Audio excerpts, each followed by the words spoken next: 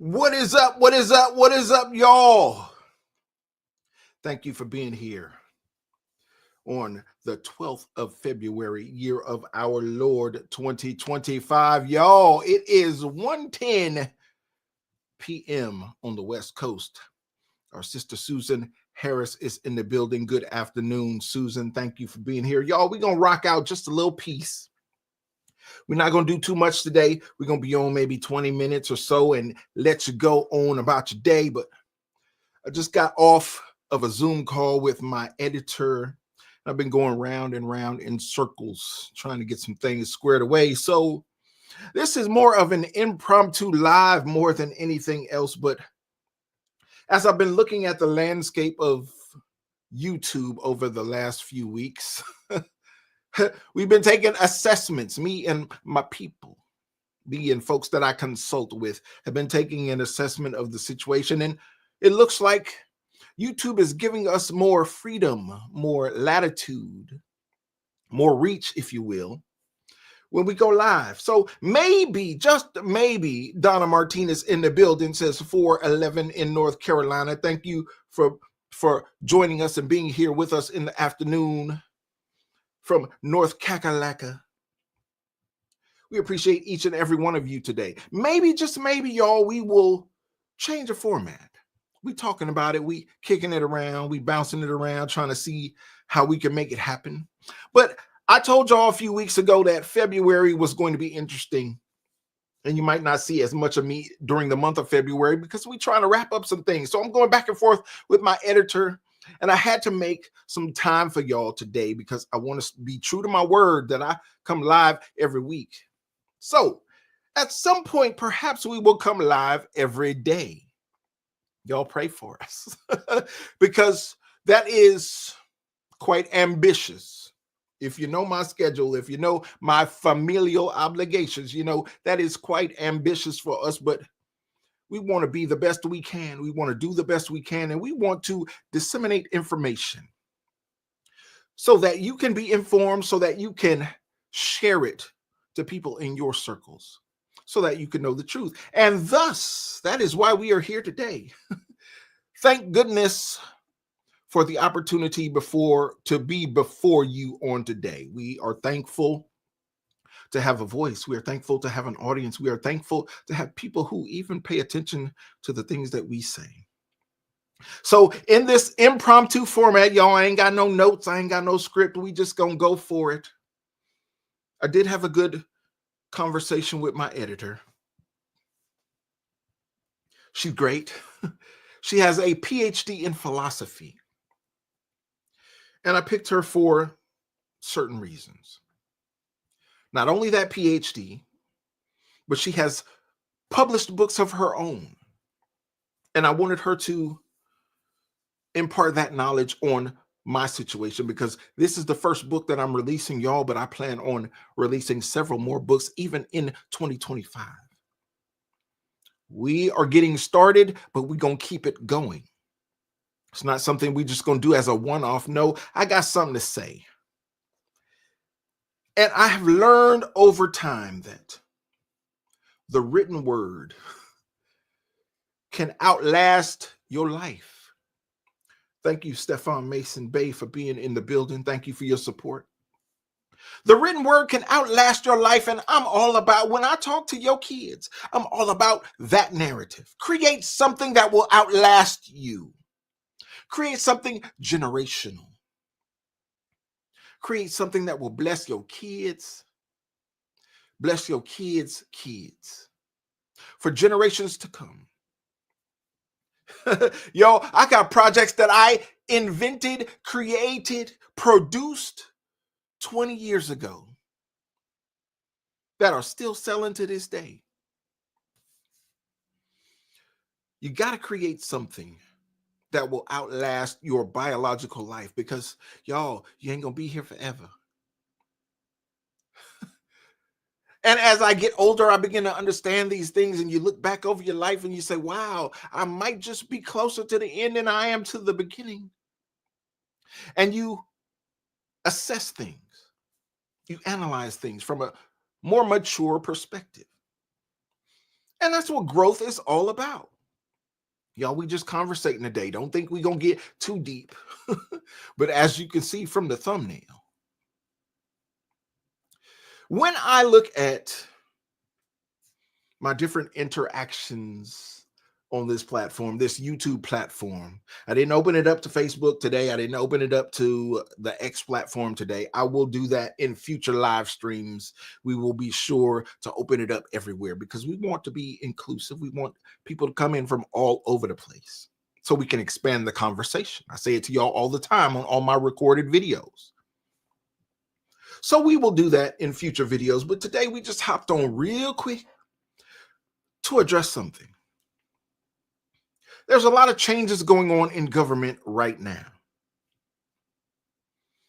There is, dare I say, upheaval going on in government right now, taking place with the election of Donald Trump, the implementation of his policies, the addition of Elon Musk and Doge. There's a lot going on. There's a lot being said. There are a lot of pejoratives being hurled around.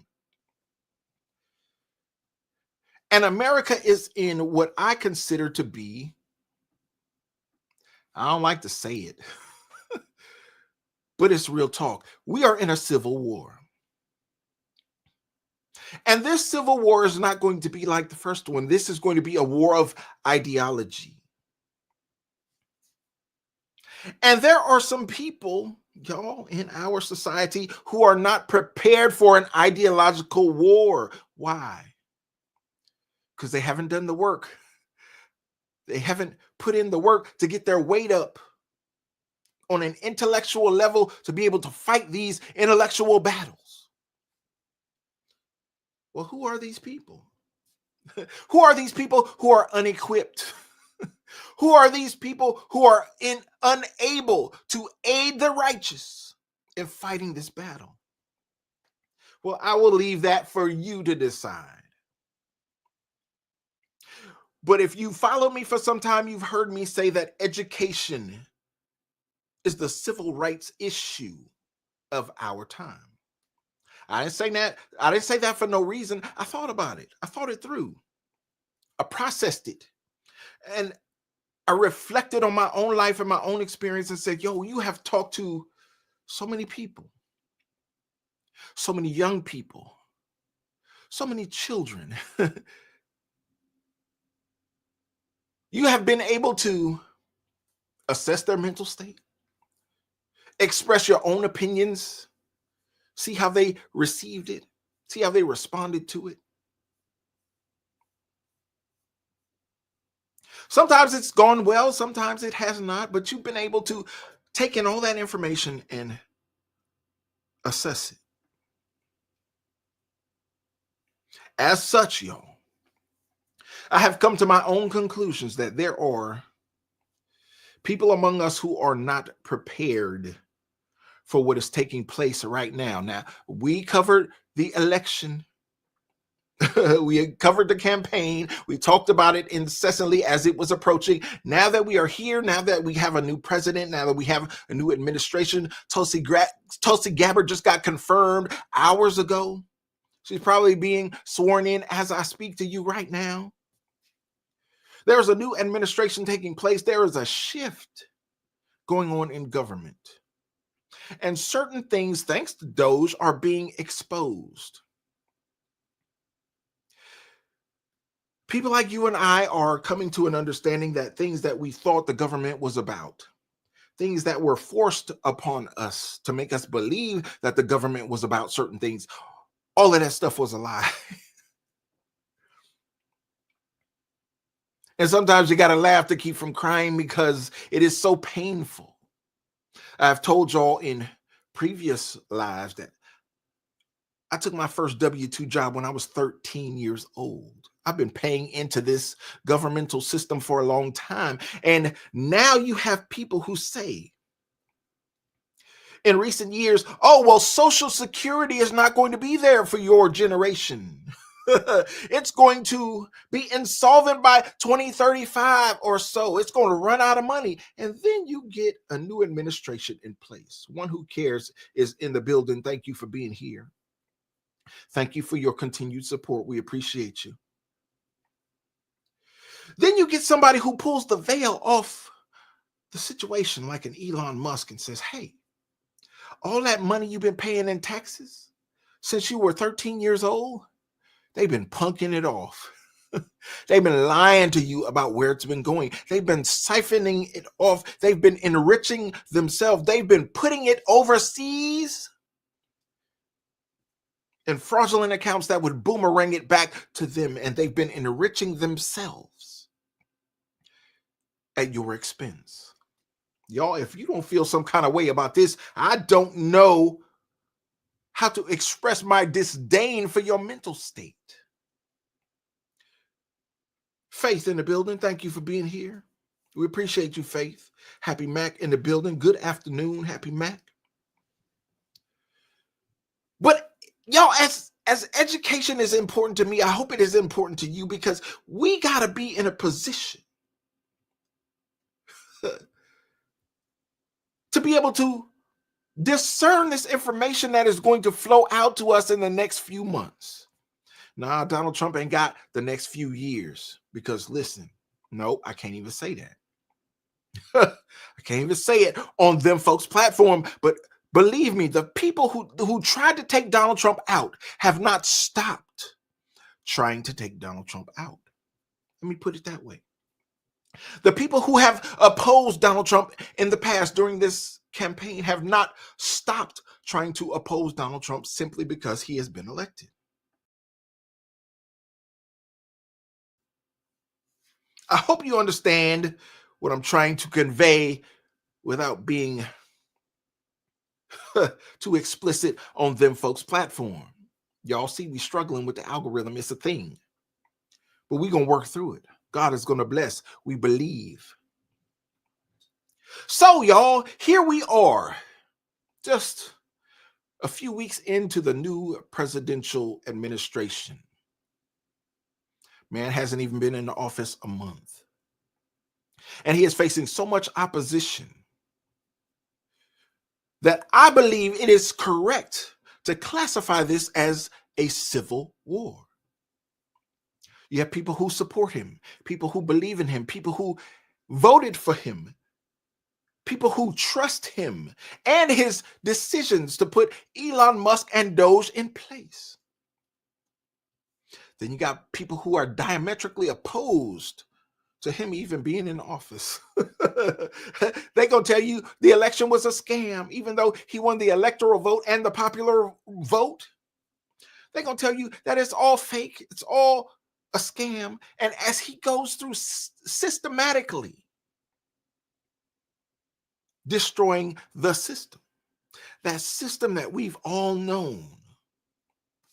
And see, this is the issue, because y'all know, if you've listened to me for some time, you've heard me say that growth occurs outside the comfort zone. But in a situation like this, where they have siphoned off your tax dollars, they have siphoned off your money. Anna Star, I'm talking about your money. Side Cargo, I'm talking about your money. Happy Mac, I'm talking about your money. They have siphoned off your money, D Blah.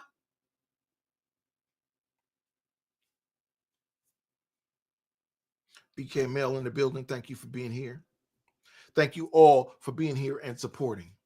They have siphoned off your money, y'all.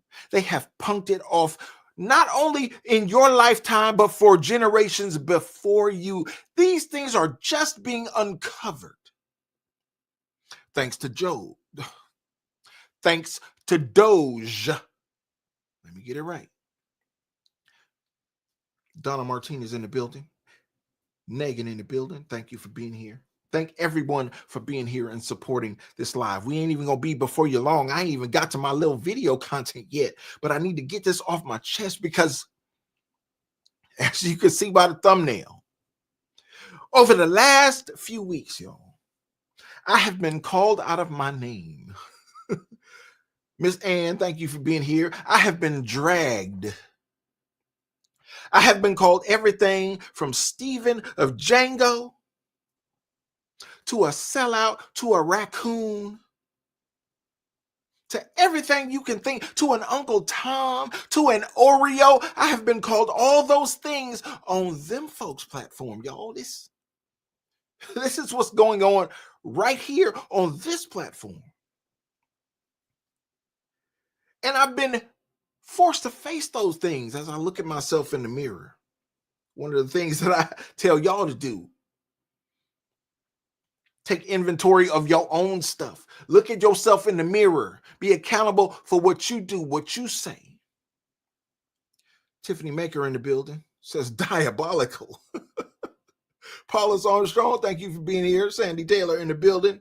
Winder Boyd, thank you for being here. All of y'all, everybody, all of God's people in the building today, thank you for your support this mid-afternoon. It is 1:26 p.m. on the West Coast. Y'all, they have called me everything but a child of God here lately. And I wonder, I don't take it seriously, y'all. Listen, I curate my social media content such that when I pick up my phone and I log in to this internet, no matter what platform I go on, my content is curated so that negativity is blocked, it is expelled. It is so far away from me, I ain't got no issue with it because I don't see it. I suggest you do the same. Curate your content. Don't let the devil creep off into your timeline. Don't let the devil creep off into your feed. When you see them, block them, such that when you get off into that social media feed, it serves your purpose, or it serves your message, or it serves your peace, or it informs you in such a way that it bolsters your intellect and you can convey those messages to other people. Now, there are certain platforms such as X, which I'm going to refer to today, where I allow certain things to come on to X because that is the number one news source in America at this point. God blessed Elon Musk. He overpaid for the platform. And some would say that he didn't buy a social media outlet. He bought a crime scene. Yes, because there were crimes being committed, because your government that you pay taxes to, that you have paid taxes to all your life, that I personally have paid taxes into since I was 13 years old. Y'all, I'm going to keep saying it. I hope you don't get irritated with it, but it makes me feel some kind of way that I have paid into this system for so many years, and it is just now being exposed. that some of the things we have believed in our lifetime, we felt it in our heart, we felt it on a spiritual level. We knew they was robbing us. We knew they were crooks. We knew they were liars. And in certain states like mine, you would vote against the grain, it wouldn't do no good. You vote for a Republican just to do something different, and it wouldn't do no good because the state is rigged. The gerrymandering is out of control. Your vote is meaningless in a state that is dominated by Democrats. They didn't care. They didn't care how you felt about it. All they cared about was keeping power. You see what's going on in Los Angeles with Karen Bass, who's been in politics, who's been a grifter her entire career.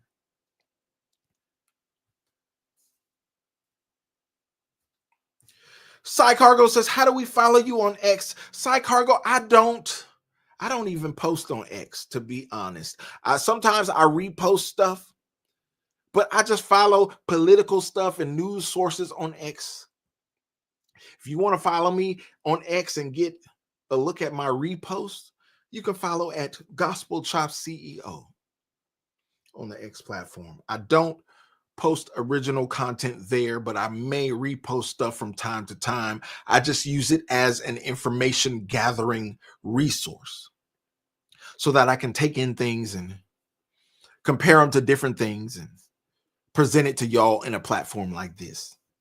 So if you want to follow me, if you're on there, I'm there, yeah, but I'm not going to be posting a lot of stuff. I never have and probably never will. But if I find something that is important, I will repost it. So there you go. I'm on there. So let's get to what we're talking about today, because I can't believe I was supposed to be off already. So this is how these things happen. If you follow me for some time, you know how this goes. Sometimes I meander, but God willing, I get to a point. Okay, so here we are. If you saw the thumbnail on the YouTube platform, you see that there are certain things that are referenced there. And over the last few weeks, I have been called out of my name. I've been dragged in the community. I'm not the only one, so don't think I'm getting down on myself. Don't think I'm feeling some kind of way. I'm not. Because I will continue to stomp on the blackity blacks when they do wrong, when they do bad. I will continue to call out the whitey whites, because in the same period of time that I have been called out of my name, y'all, I've seen some racist stuff on that X platform where people who have clout, people who have a name on social media have posted some really racial stuff. And I know it's racial because they've gone out of their way to blame black folks for stuff that black folks ain't had nothing to do with. Thank you, Marie Smith. At what point did black folks have power over your economy?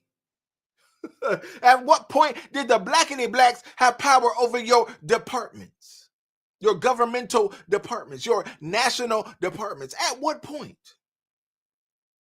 So don't get to blaming a certain group of people based on color. Hey, Bernie, thank you for being here. Don't get to blaming a certain group of people that ain't had nothing to do with this, because the leadership of all of these governmental departments, if we get to looking at the leadership, we're going to find out a certain standard has been applied to these departments. Whether it be FEMA, whether it be the Treasury Department, whether it be Department of Education. And that's where we going today, y'all, because they have called me a coon and an Oreo and Steven from Django. But I submit to you, y'all, that in this modern day civil war that we find ourselves in today, I know it's risky to say it on that platform, them folks platform, but it's what I feel it is. This is a civil war. Ain't no shots gonna be fired. But you got a bifurcation of government, of the citizenry, of the voter base, split. Half the country feels one way, half the country feels another way. What you gonna do with that? This is a civil war. And you got people who are stepping out into the media space, people who are elected officials who are stepping out, who are saying, hey, we are going to deal with these situations from the position that we've been placed in. We are going to attack certain entities. And it's interesting that they're going to attack them now. In February of 2025, you're going to attack them now. You weren't attacking them in February 2024, 2023, 2022, 2021. Where were you? Elected officials, where have you been? Seems like you've been somewhere sitting on your hands. Seems like you've been somewhere collecting a check. Because y'all have been enriching yourselves on $175,000, $180,000 salary, and yet a lot of y'all are worth millions. Where did that money come from? I saw Elon Musk ask yesterday a similar question. How are these elected officials enriching themselves? Well, hey, let's pull the veil off and get to it. Let's expose it all. Let's figure it out. Don't get out here on the internet and start casting aspersions upon people like me and say, you ain't blackity black because of certain positions that you have taken. And if you want to be wedded to the black community, then you got to take a certain position. Well, listen, I'm blacker than you think. Those of you who've been calling me names on this platform, those of you who've been casting aspersions, I'm blacker than you think. And I don't mind talking about it because I'm good with it. One of my grandmamas was a super blackity black. I wish you could see it. Black as this camera in front of me. Super black woman, proud woman from Arkansas. That's on one side of my family. You go to the other side. my other grandmother was so high yellow she could pass for a white woman.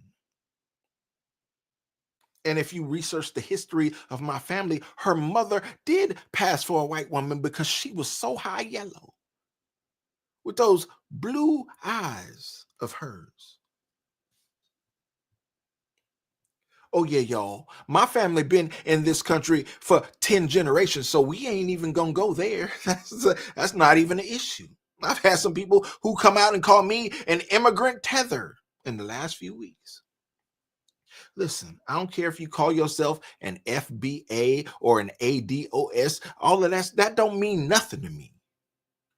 That's all newfound acronyms that you put on yourself because you are not a leader, you are a follower of man, and you let somebody else convince you to call yourself an FBA just a year or two ago, and that's what you want to label yourself as. Listen,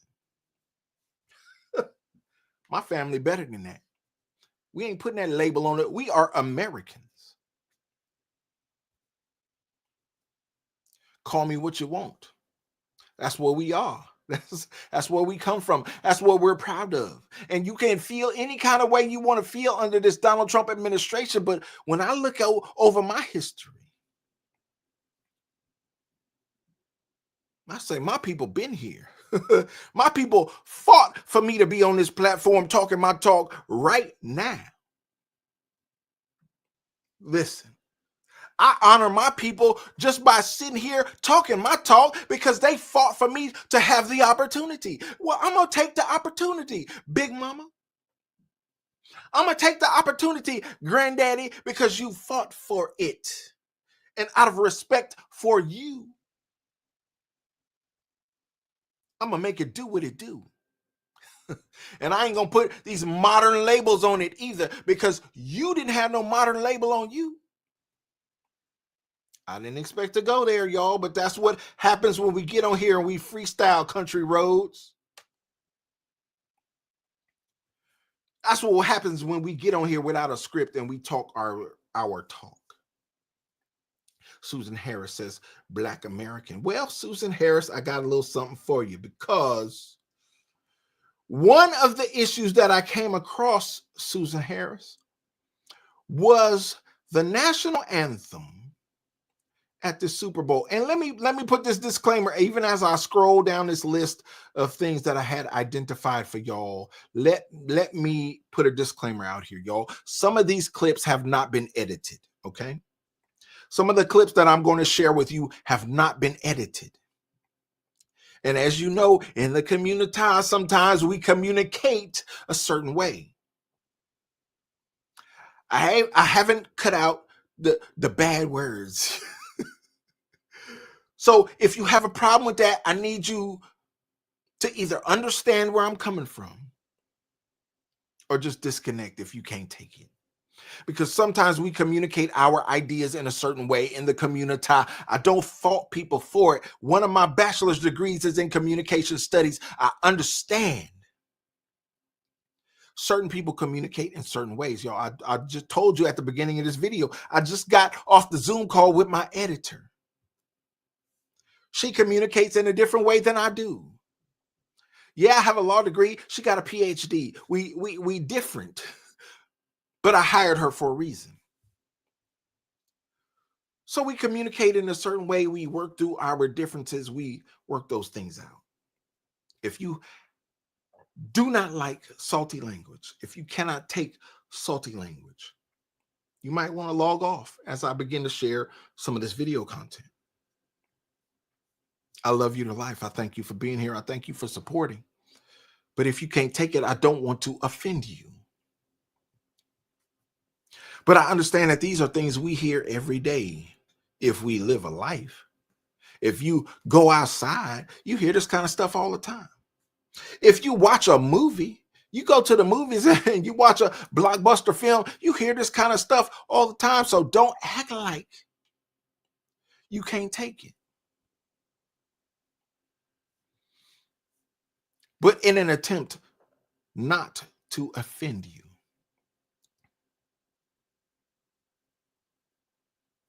I want to give you that disclaimer and give you a chance to log off. Y'all, let's get into what we're talking about today.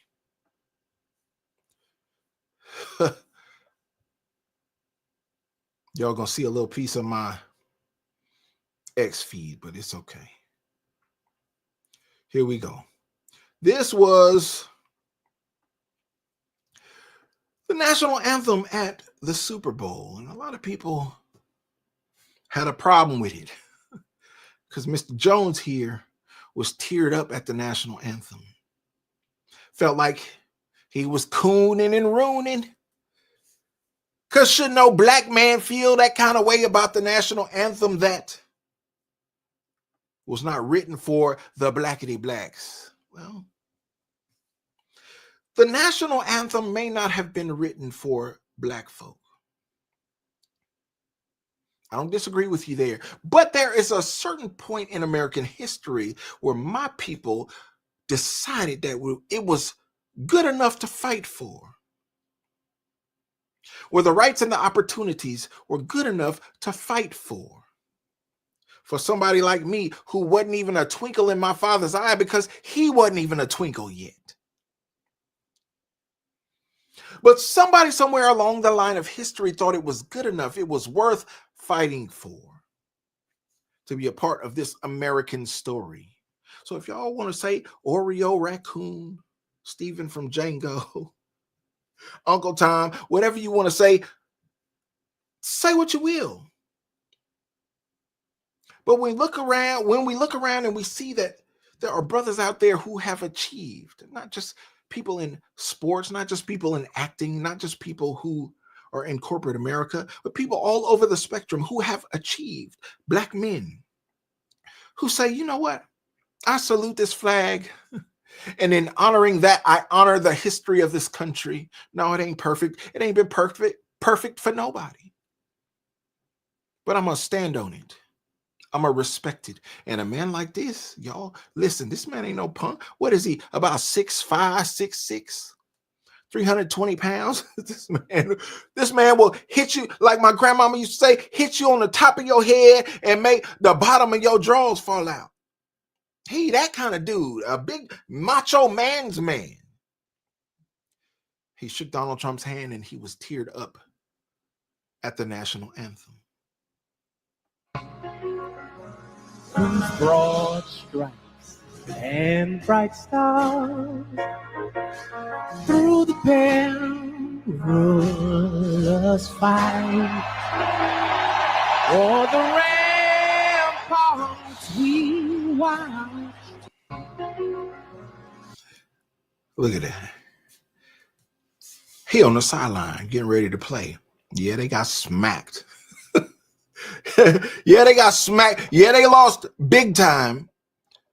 But he felt some kind of way leading into the game as the national anthem was sang. And I've just got to be real with y'all. I've heard better. But okay, it was all right.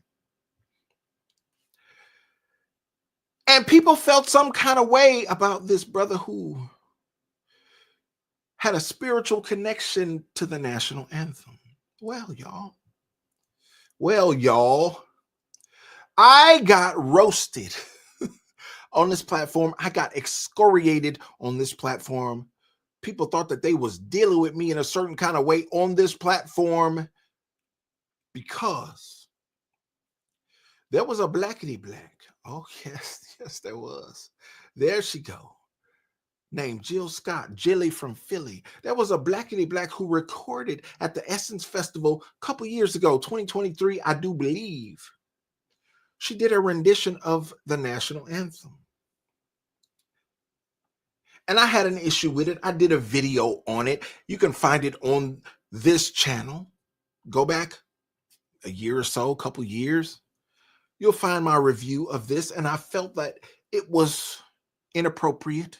I felt it was disgusting. I felt it was the wrong message for the community. Why? Because people in our community like this, who have themselves made it in a certain context, in a certain way, they make me feel some kind of way when they rise to a certain level and they want to tell everyone behind them that you can't achieve.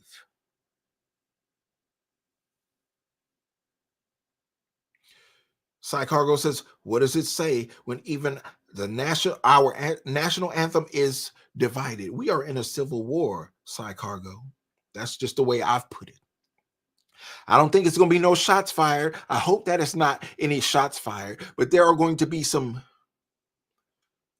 conversations, let's put it that way, in this country that are going to take place about what it means to be American, what American law means, what American standards are. There's going to be some discussions, Cy Cargo.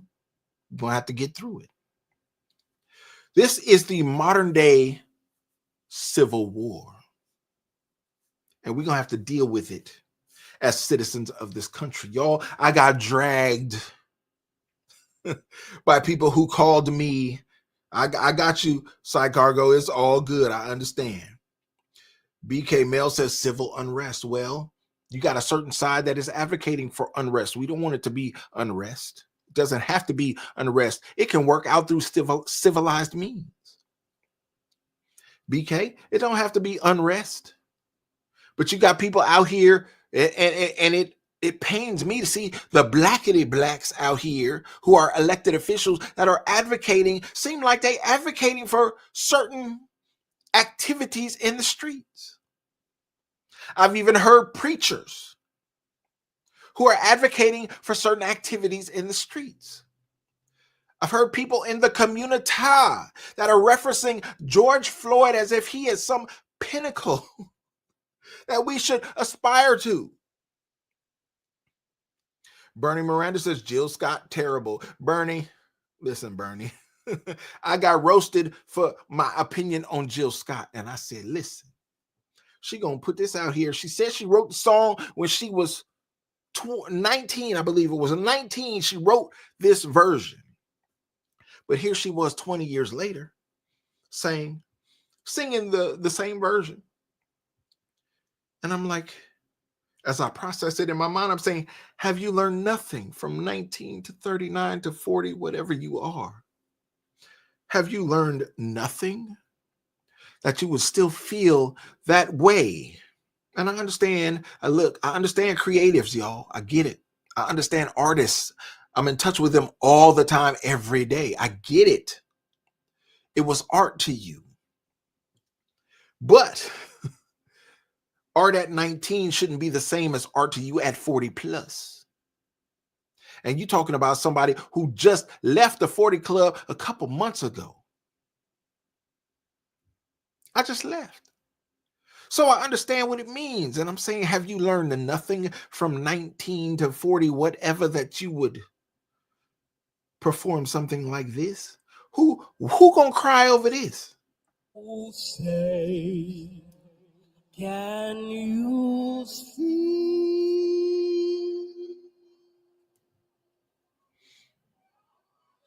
by the blood in the street? Okay, see, I didn't even get through the first sentence. I couldn't even get through the first. Oh, say, can you see by the blood in the streets? Hold on, sis. Hold on. I'm not gonna blast you out the way that I could, the way that I probably should. I'm not going to do it. That is not, I'm not trying to denigrate you here. I'm not trying to disrespect you here, but this song that you have written, this remix of the national anthem, and I understand, y'all, Francis Scott Key, I get the national anthem was not written for the blackity blacks. You ain't got to tell me that on here. I understand it. But when a sister like this, who has been blessed by the efforts of the ancestors, by the suffering of the ancestors, by the blood, sweat, and tears of the ancestors, has been elevated to a national stage such as this, it is because of their suffering. It is because of their endurance that you have been placed on a platform such as this. Why would you take this opportunity to say, oh, say, can you see by the blood in the streets? You want to talk about the blood in the streets? Because I can go from LA to Oakland to Houston to Chicago to Brooklyn. I can go anywhere in the country. The blood in the streets is not caused by them folk. No, it is us in the community who have been brainwashed to the point where we are causing the blood in the streets. Thank you, Psy Cargo, for the 10. I appreciate your support. Says, don't change your content. Continue speaking truth. God bless you. Appreciate your support. Thank you so much.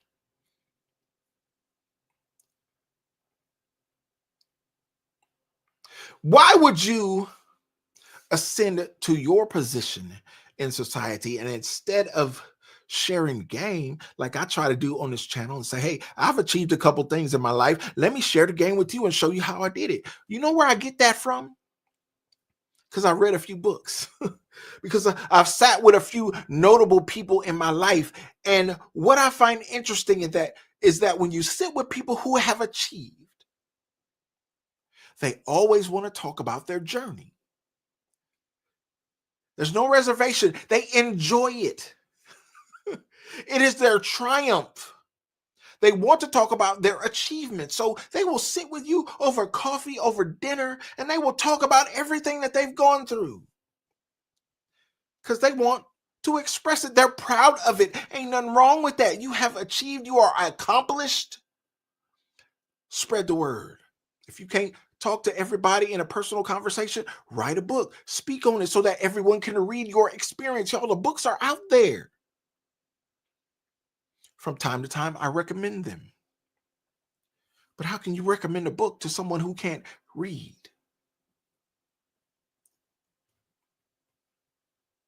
I've sat amongst great men, I've heard these stories. And the men that I haven't been among, I've read those stories.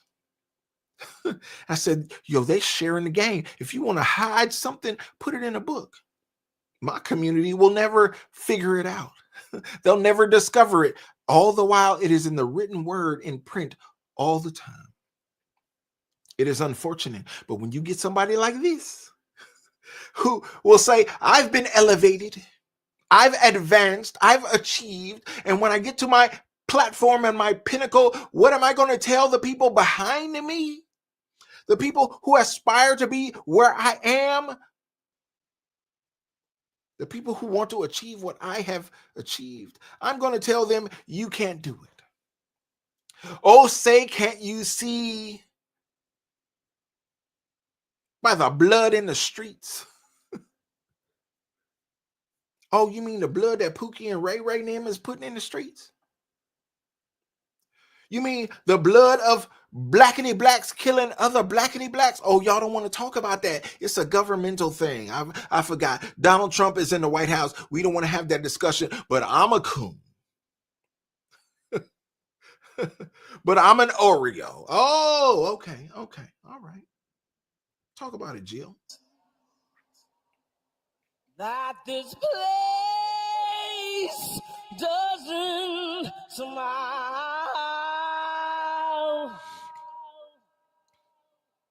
on you, colored child.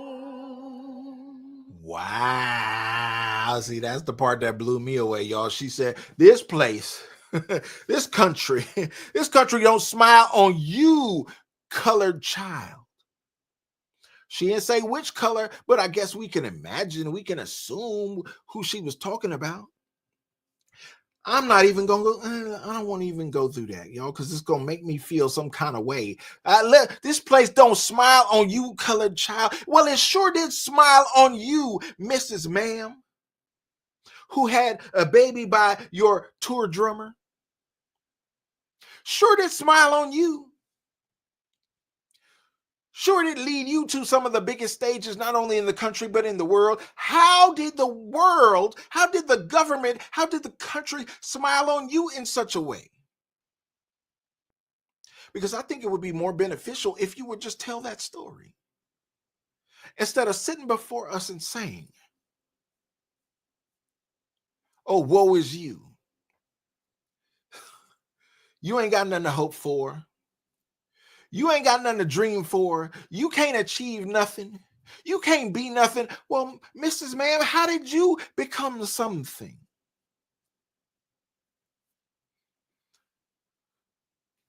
See, all you got to do is share the script. All you got to do is share the blueprint. Amethyst Angel says, a North Philly girl. Yes, a North Philly girl who seems to be misguided, Amethyst Angel, because she out here telling our young people that they can't achieve, that the world don't smile on you, colored child. What is she talking about? What is she advocating? Well, y'all, I've told you before, and I'm not going to finish this, but yo, you can find it on the X platform or anywhere else, on YouTube or anywhere else. Leisha Monroe says, by her talent and by chance. Well, Leisha, if you know, like I know about this industry, you know, talent ain't got nothing to do with it. Chance may have something to do with it, but it ain't about talent at all. And I'll just leave it at that. So, no, Amethyst Angel, I haven't listened to her podcast. It's interesting that she has one. I wonder if she has given some guidance to the young people on that platform as to how to achieve the things that she has achieved, because I've talked to thousands, literally thousands of people who want to be in the position that she's in. And I know enough to know that that position ain't so great. It ain't so great. I'm in a position to know that education is the civil rights issue of our time. And if we are in a civil war, y'all better grasp a hold of education. It is the civil rights issue. You need your kids to be smart. You need your kids to be intelligent. And that don't mean sitting in the classroom getting a piece of paper like I did. They don't have to do it that way, but they have to be smart and savvy.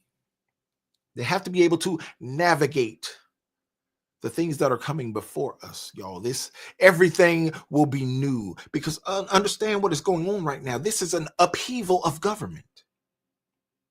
Somebody is turning over the whole apple cart.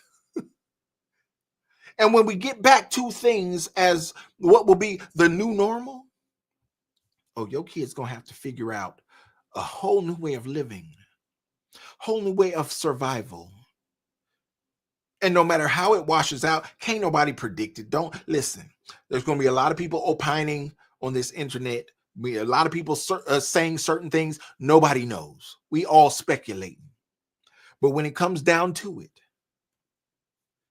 if your kids ain't smart, if they're not intelligent, if they can't read and write and do arithmetic, they're going to be lost.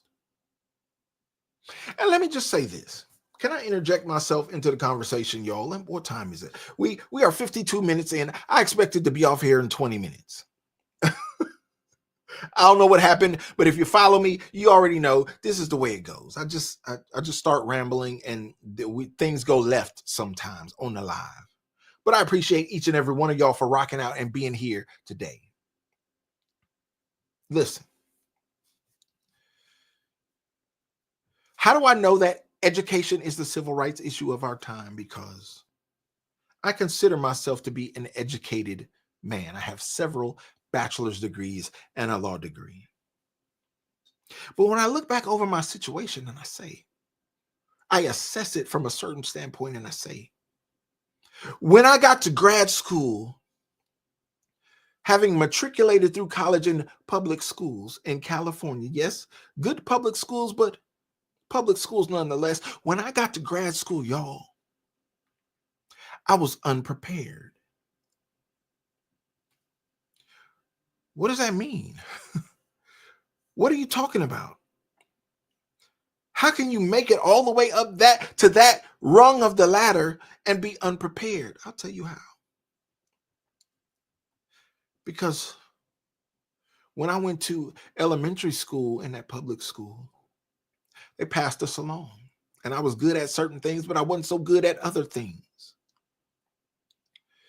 And when you got to middle school in that public school system here in California, now keep that in mind. I'm in California. We on the West Coast, y'all. They believe in a certain philosophy out here that I didn't experience when I lived out in the Midwest. And I thought it was better out there because there were certain things in the educational system that no longer existed here. But when I got to middle school, they said, oh, we'll pass you along. You can do this to a certain level. Oh, when I got to high school, they said, oh, well, we'll pass you along. You can do this to a certain level. And believe me, when I got to high school, I was a whole mess.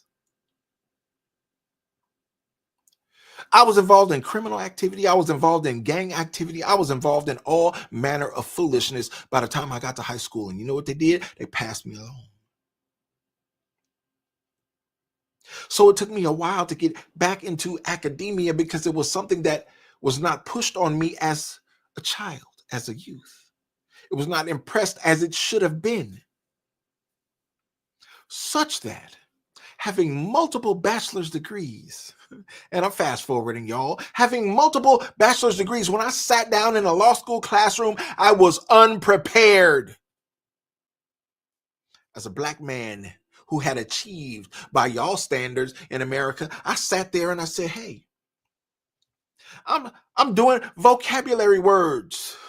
Other folks is going on in the curriculum and they figuring things out and they are trying to read cases and get through the work. And I'm like, I need to figure out what privity means.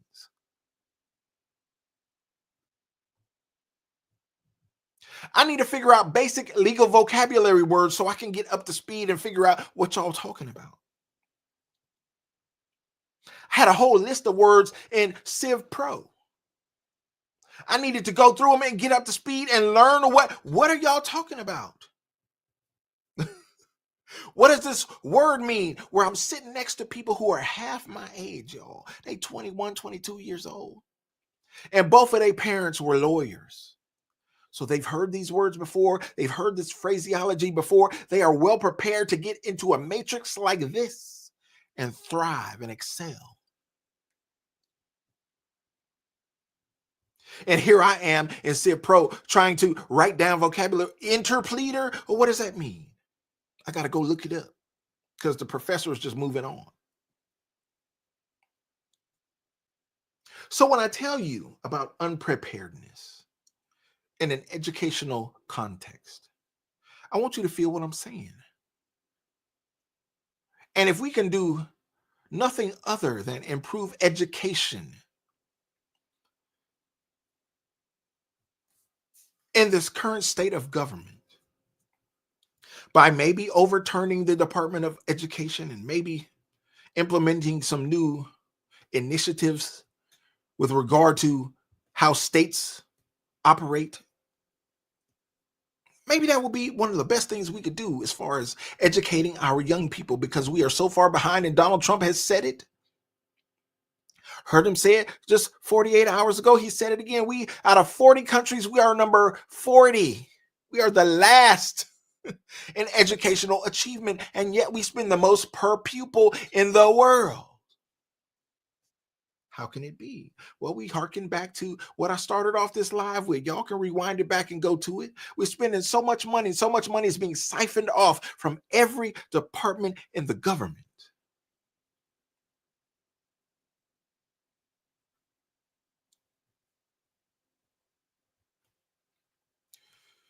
Show Spark Stardust. Thank you, Bernie. I see you. Says, I'm in school now, earning my undergraduate degree. After I'm done going for my master's, those young people were fortunate to have parents to prepare. I didn't have that option, or we didn't have that. Listen, I didn't have it. Cheryl Spark Stardust. But here's what I had, Cheryl Spark. Here's what I had. And I'll never forget it. Maybe one day I'll write about it. If I can write a memoir and not write something so pointed as the book that I'm currently working on. I had an opportunity in grad school, in law school, to speak to a group of all boys, young boys school from Indianapolis, Indiana. They came down, they had uniforms. They were guided into our moot court auditorium, and I had a chance to be amongst those who spoke to them. And the brethren who spoke with me were saying the standard stuff you would expect in a matrix like that.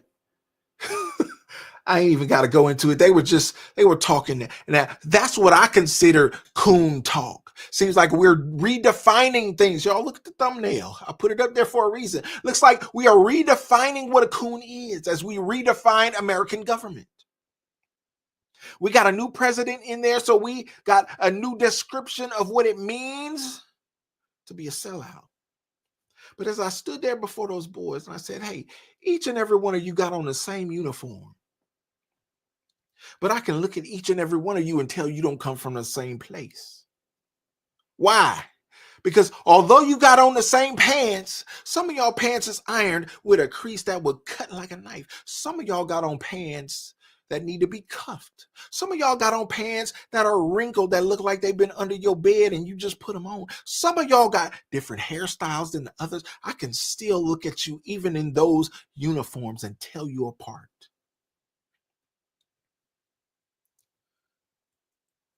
My classmates stood on the side of me. They didn't know where I was going with it because they ain't been where I've been. They didn't come from where I came from. Listen, this is what I define as coonery. When I got to grad school, I met a whole level of coonery that I had never seen in my life. Them Negroes did something called Bow Tie Tuesday, where they would put on little bow ties and go up to the law school and just parade around and make a scene of things. And I said, where do Negroes like this come from? Are they spawned out of pods somewhere in Caucasian acres? Because they definitely not from the hood. I ain't never met no Negroes like this who would do this kind of coon dancing. I'm from the Bay Area, California, y'all. We don't get down like that. I understand that if you want respect, you better stand on business. That's how you're going to get respect. These dudes out here, and mind you, y'all, I got kids older than these dudes. I'm the oldest one in my law school class. I'm looking at these clowns coon dancing for their classmates, and their classmates ain't paying them no attention because they don't respect that foolishness. I talked to those kids that day. I said, and it just hit me in the moment. it just came to me as I looked at them, as I looked them over. I said, your adversity is your advantage. And as I broke it down and talked to those kids over time, some of them began to understand. I could see them nodding their heads. I could see them smiling. I could see them connecting. But I said it in such a way that I could speak to people and connect with people who come from a certain place and not participate in a bow tie Tuesday, because I've sat in classrooms with people who have never had a job. From kindergarten to law school, ain't never worked. All you know is textbook. All you know is theory. You ain't even lived a life. All you know is book work. I wish I would see you in court trying to prosecute my client, because you're going to come in with all that theory, with all that textbook knowledge, having had no real world experience. And I'm going to come through here and I'm going to tell you, my client didn't come through that window like that. He didn't crawl through that window in the middle of the night. No, he didn't do that. My client didn't break in that car. My client didn't rob that bank. How do I know? Well, I ain't going to tell you on this platform how I know. Just believe me, I know. Because based on what you saying, nah, ain't no criminal gonna do it like that. No, ain't no blackity black gonna do it like you said. Nah, how do I know? I ain't gonna tell you how I know. Trust and believe, I know. My client didn't do that. Hey, if my client may have did something, but he ain't did it like you saying he did it. Because ain't no Negro from where I'm from gonna do it like that.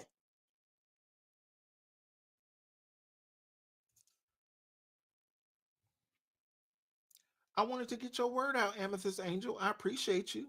Thank you. And listen, this is what I expect of my mods. Thank you, Amethyst Angel. She willing to give up her own comment. She done donated $10 to the stream. She's sponsoring. She say, hey, bro, make yourself full screen. Get up off this. Let me read your comment first, sis, because I was going off on a tangent. Let me get back to it. She said, I earned my AA degree in communications in 2019. I had no idea that 18 credits from 81 to 83 would be accepted. It took 2 classes per semester for 4 years while working full time. My girls were so proud. That's beautiful, Amethyst Angel. That's beautiful. I remember when I got my first degree. Thank you, Amethyst Angel. And let me go full screen for a minute just to honor you. I'm going to get back to this screen situation because I got some more that I'm going to get to. I took all my kids. At the time, I had 4. I took all my kids to my graduation for my first degree. That was in a little gymnasium situation at a community college. It wasn't major, but I needed them to see it. I needed them to visualize it. I needed them to see me in that light. I worked hard for it. It took me because, like Amethyst Angel said, She working all of these hours trying to get that degree. She working full time, going to school part time to get it. Amethyst Angel, it took me 6 years to get a 2-year degree. And that to this day, after all that paperwork I got, after all that sheepskin I got, that is the only degree that I have ever framed professionally and hung on my wall. Because that is the degree that opened my eyes and opened my mind and said, I can do it. I'm built for this. When I achieved that, oh, the sky was the limit. It blew the doors off of everything. And I use that as an example, just as I use my law school experience and that little moment where I got to speak to those young brothers. I use that as an example. Your adversity is your advantage. Because somewhere along the line, you're going to get around somebody who ain't had that adversity, ain't had to fight through nothing, don't know anything about what you've gone through. And your knowledge of that struggle, your knowledge of that pain is going to advise you in such a way that you're going to be able to kick their drawers and their backside.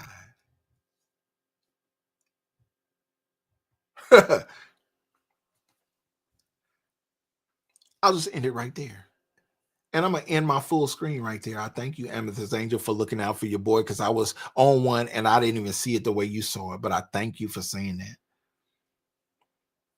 So here we are with these Democrats who have gone down to the Department of Education. And I say, y'all, in the Civil War matrix that we find ourselves in, I ain't never seen none of these Democrats down at the Department of Education heretofore.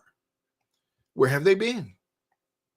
Why has the Department of Education not been so important to them prior to now? Even as I have stated on this channel that I feel like it's the civil rights issue of our time. How come no one has been paying attention to education? I feel like I've been screaming it from the mountaintops, but here we are, y'all. And I say, hey, if you were smarter, you wouldn't do drugs as a teenager. If you were smarter,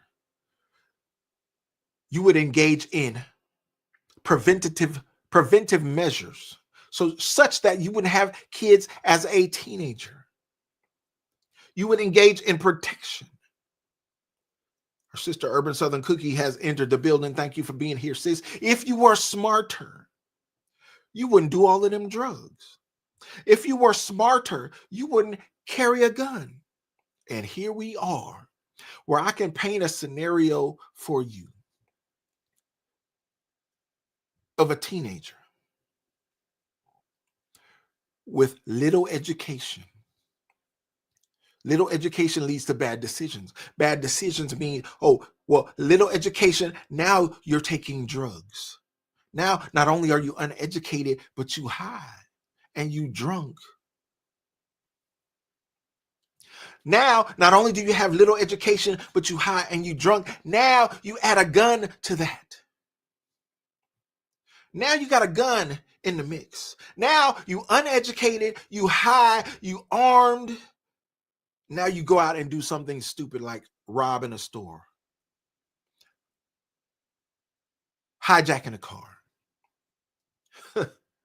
Now you uneducated, you high, you armed, you've stolen something, you've taken something that don't belong to you. You might end up in a high-speed chase running from the police. Now you uneducated, you high, you armed, you've committed a crime, you're running from the police. Now you're making bad decisions because in that circumstance you found yourself in, you are uneducated. Because if we rewind it back, Sellout Gilroy, I hope I'm saying that right. Siletta or Sellout? I hope I'm saying it right. I appreciate you being here. But if you had been educated in the beginning, you would have made smarter choices in the beginning and wouldn't have found yourself in that downward spiral of bad decision after bad decision after bad decision that ends up with your life being taken away. Salida. Oh, okay. Salida. I got it now. Listen. We're going to lock you in, sis. Ain't got to tell me twice. We're going to lock you in. Salida. Okay. Gotcha. Thank you, sis. We appreciate you for supporting. Amethyst Angel with another 10 says, I too was the oldest in my classes. It's sad. I didn't have to worry about anyone cheating from or asking for my notes. Whew. Sis, I feel you on such a spiritual level, right? That right there, you about to take me back. Since I took notes by hand and wrote in cursive or italic. Them kids don't know nothing about no cursive. They don't even teach cursive anymore. But it was something to be the oldest of the class. And strangely enough, I was befriended by the youngest person in the class who wasn't but 21 years old. I'm like, boy, I got socks older than you. Let alone kids. I definitely got kids older than you, but I'm glad to be your friend. We still talk today. He is a licensed attorney out there doing good work.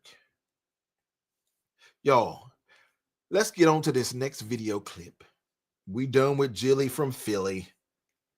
I know you felt some kind of way about her, Amethyst Angel. She from your hood, but look, I don't agree with what she did right there because I believe she would have been more effectual had she talked to the kids about how they can be better. Don't just tell them that America don't love you, America ain't with you, America ain't for you, and you can't be nothing. No. You came up in this same America, Jilly.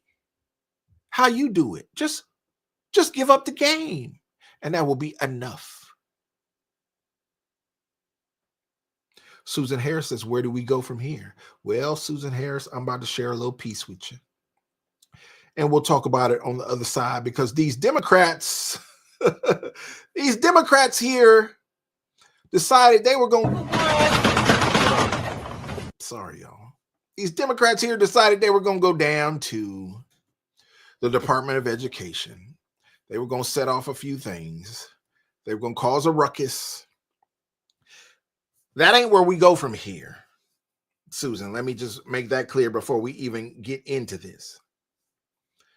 BK Mill says, learning is ageless in my book. I do agree 100%. Never stop learning. But we got some folks in the community, y'all, that have stopped learning early on. That have stopped learning early in their matriculation in K through 12. We got to recapture some of these folks. We got to try to turn them around because they are being conditioned to crash out. And this is amplified in certain communities, in certain cities that might be sanctuary cities, not just sanctuary for illegal immigration, but sanctuary for certain activities.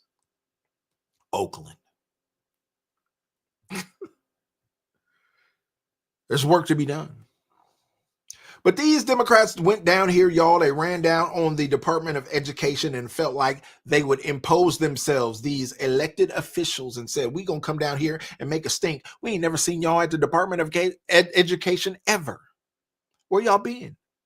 When things have been going awry, things have been going astray, where have y'all been? We haven't seen you. Now that Donald Trump is in office and Doge is threatening to go through the books, now y'all want to say it's an issue that needs to be addressed.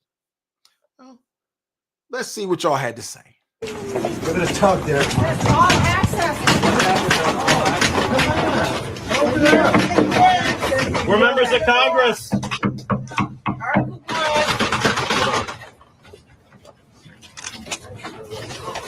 Thank you. We're members of Congress. We're members of Congress. We're coming in. Don't lock the door. We're coming in. Who are you? You're not coming in. Who are you? Who are you? Who are you? Who are you? Who are Who you? are you, sir? Do you have business here? Yes. Yeah. I have sent the Assistant Secretary a letter alerting her that we would be here today. And we've asked her for a meeting. Yeah, I don't know that that's been accepted until that's. It doesn't need to be accepted. What authority do you have? And what do you do here? What do you do here? Security responsibility. Get out of the way. We pay for your job. We pay you. We're members of We pay you. We're here Nobody is as accepted. members of Congress.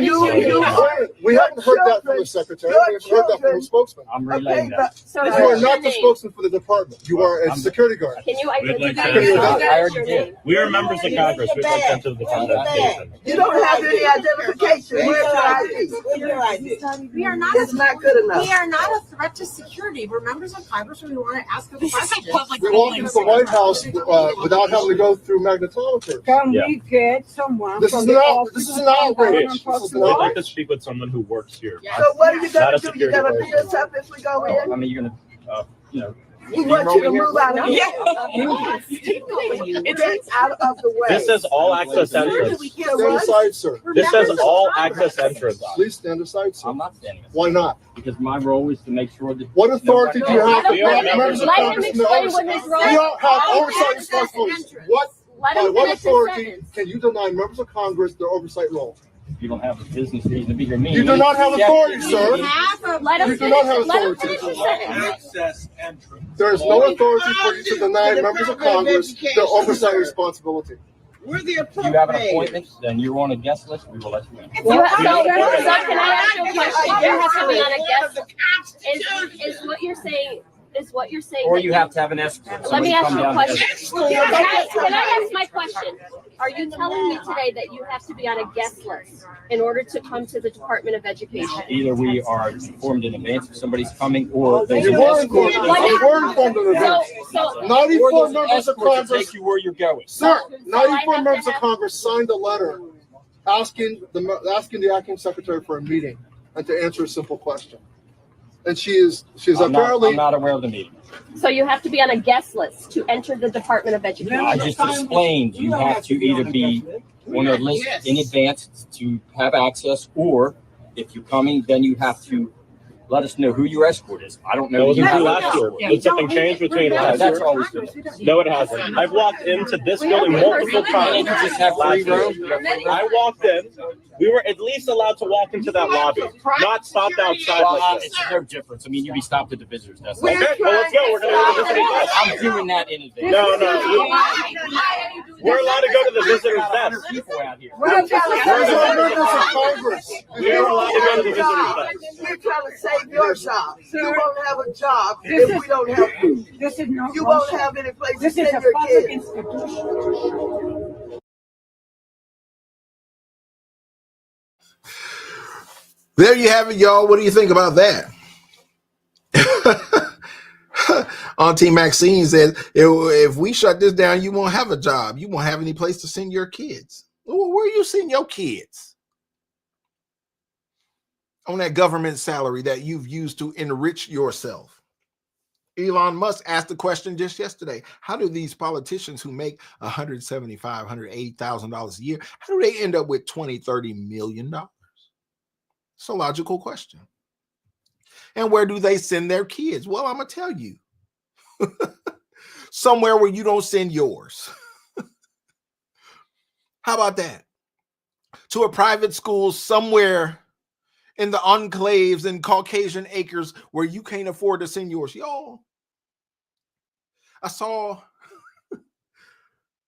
a politician the other day that sent their children to a middle school, y'all, not even a high school. This is a middle school that costs $60,000 a year.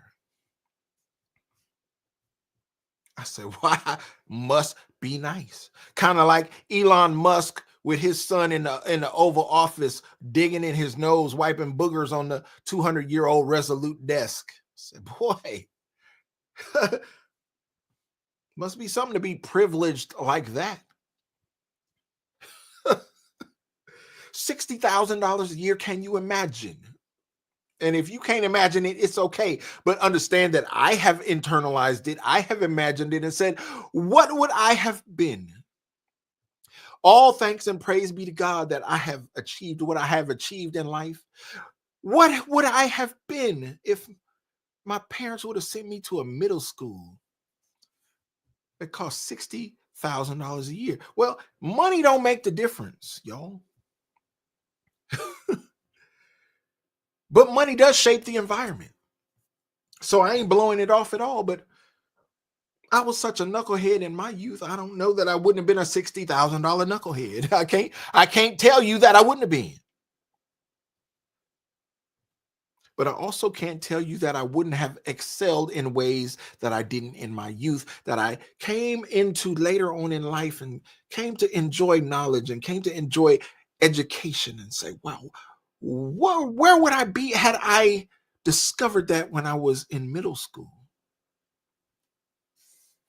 Our sister Amethyst Angel, our sister Urban Southern Cookie with the 5 says, I too am the oldest in all 6 of my university classes right now.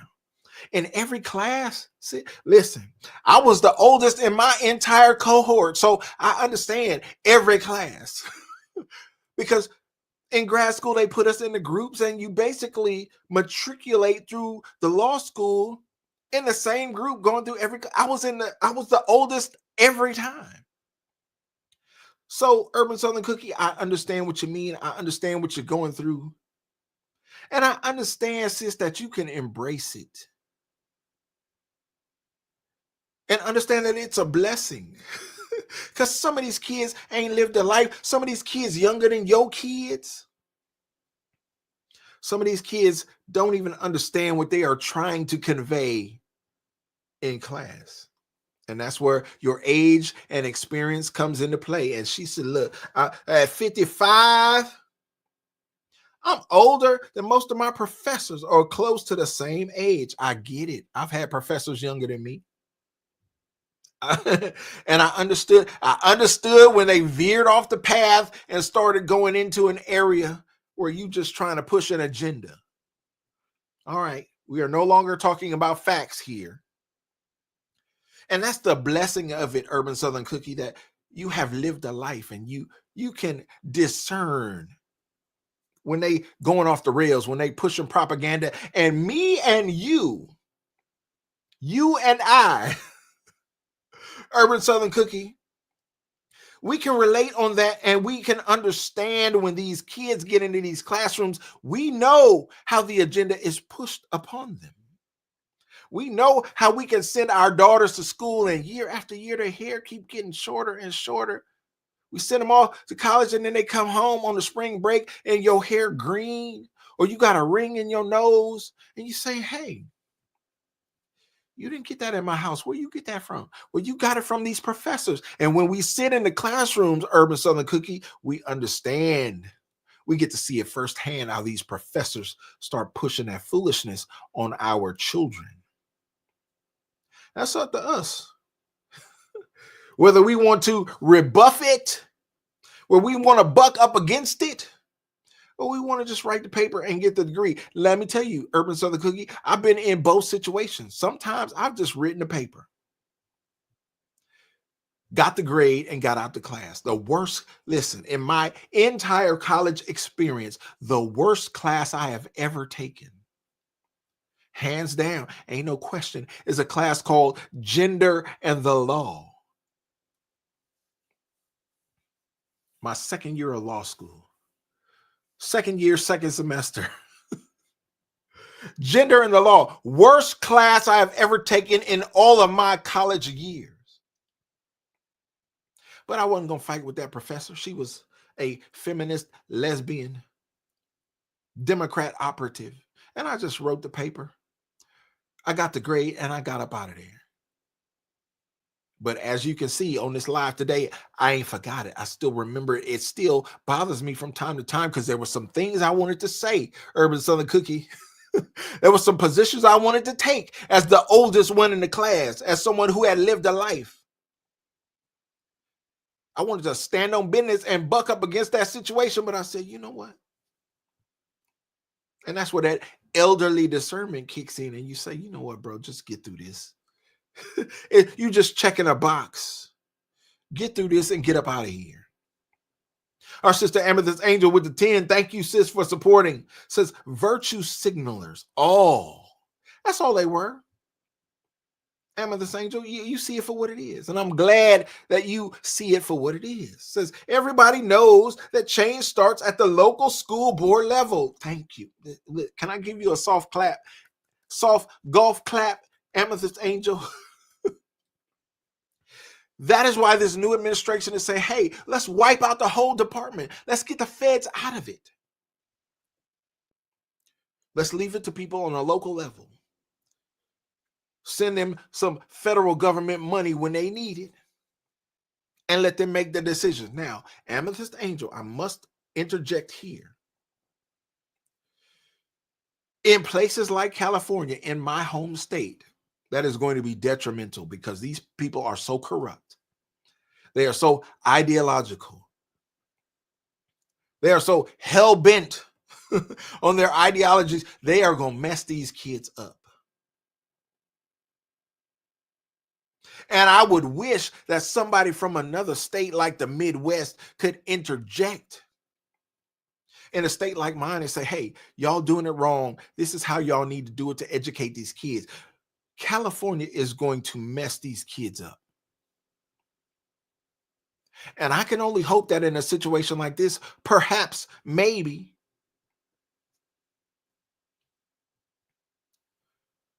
the feds will intervene and say, hey, we ain't going to stand for it. We ain't going to send you no money unless you do X, Y, Z.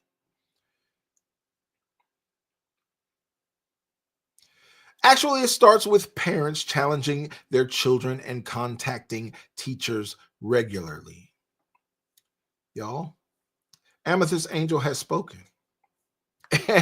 And she has spoken the truth. Chad Ramsey is in the building. Thank you for being here.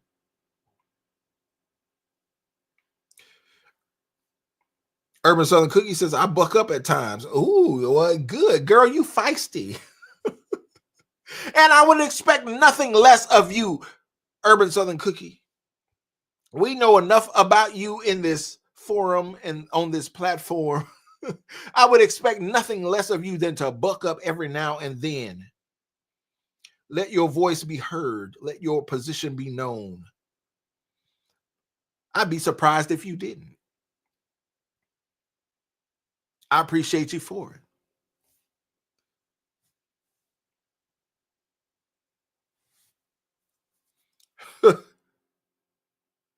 Y'all funny in this chat. Thank y'all for being here. Thank y'all for rocking out with me today. We got an upheaval, y'all, that is going on in the education department, in the government in general. Are you paying attention to what's going on? I hope you are. I hope you're focused on the changes that are coming to your government. This, as I've said before, this is a civil war. Ain't no shots gonna be fired. Hopefully, no shots will be fired. We don't want no violence. But when we see people like this who are elected officials running down on departments and saying, look, we will buck up against you. We will bang on your door. We will fight against your security. We will bring our cameras. We will kick and scream. It seems like we are in a new place in America. I hope y'all are paying attention to what's going on. Amethyst Angel, a supporting member of this channel, says the next mission is to cut the contracts with Houghton Mifflin, Penguin, and other textbook. Oh, the textbook mafia. Oh, they're on union payroll too, I bet. Listen, as much as these Democrats have been fighting, as much as we got people like Bishop Patrick Wooden and Pastor John Amanchukwu who've been out here fighting against some of these books that are in our public school libraries, and these people have been bucking up against them. Listen, I have no doubt that these book publishers are in on the grift. They're in on the scam. Listen, Amethyst Angel, everybody is in on it. And that's the thing that Doge is uncovering. That's the thing that rubs me the wrong way in such a way, such a visceral way, such a spiritual way. I ain't even going to express it on this platform, but when I tell you that I have been paying into this system my entire life, since I was 13 years old, y'all need to feel, I need somebody to feel me. I keep saying it because I need somebody to feel what I'm talking about here. I've been paying into this system for my entire life, only to find out because of Donald Trump 2.0 and Elon Musk that there has been a grift going on. I'm old, but I ain't that old. The grift has been going on my entire life. The theft has been going on my entire life. How am I supposed to feel about it when y'all tell me that I ain't gonna even be able to get Social Security, that thing that's been hitting my check, and you be like, hey, what is this? When I was 13 years old and you got your first real check, and you go to your mama and be like, hey, who is FICA? And why am I paying them? Who is SSD and SSI? What is this? Why do all these people have their hands in my check? Yeah, it was a learning experience then, but it might be a teaching experience now. Alicia Monroe says there's taxpayer money being sent to Serbia. There is tax money being sent all over the world for all manner of reasons and no reason at all. I heard Donald Trump say in the Oval Office yesterday when Elon Musk was standing beside him, he said, listen, some of these programs, when you look at them, some of these programs gotta be kickbacks, because you would no sensible person would ever establish a program like this. But because ain't nobody watching, because ain't nobody guarding the hen house, because the cat is away, the mice is gonna play, and they say, hey, we're gonna send money to this country for transgender education, for drag queen story hour in third world countries, because ain't nobody watching. And Elon Musk said, hey, you go. The reason some of these departments like education or Department of Defense, the reason they have not passed an audit is because when you look at the books, the slots, I don't know if anybody out there knows Excel. Listen, Excel is the bane of my existence. It is my struggle in life. I have worked for many departments that have required me to use Excel. I hate it with a passion. But if you know anything about it, Excel may require you to fill in a certain blank and say, okay, this money is being sent to this place for this reason. And Elon Musk has said the reason is left blank.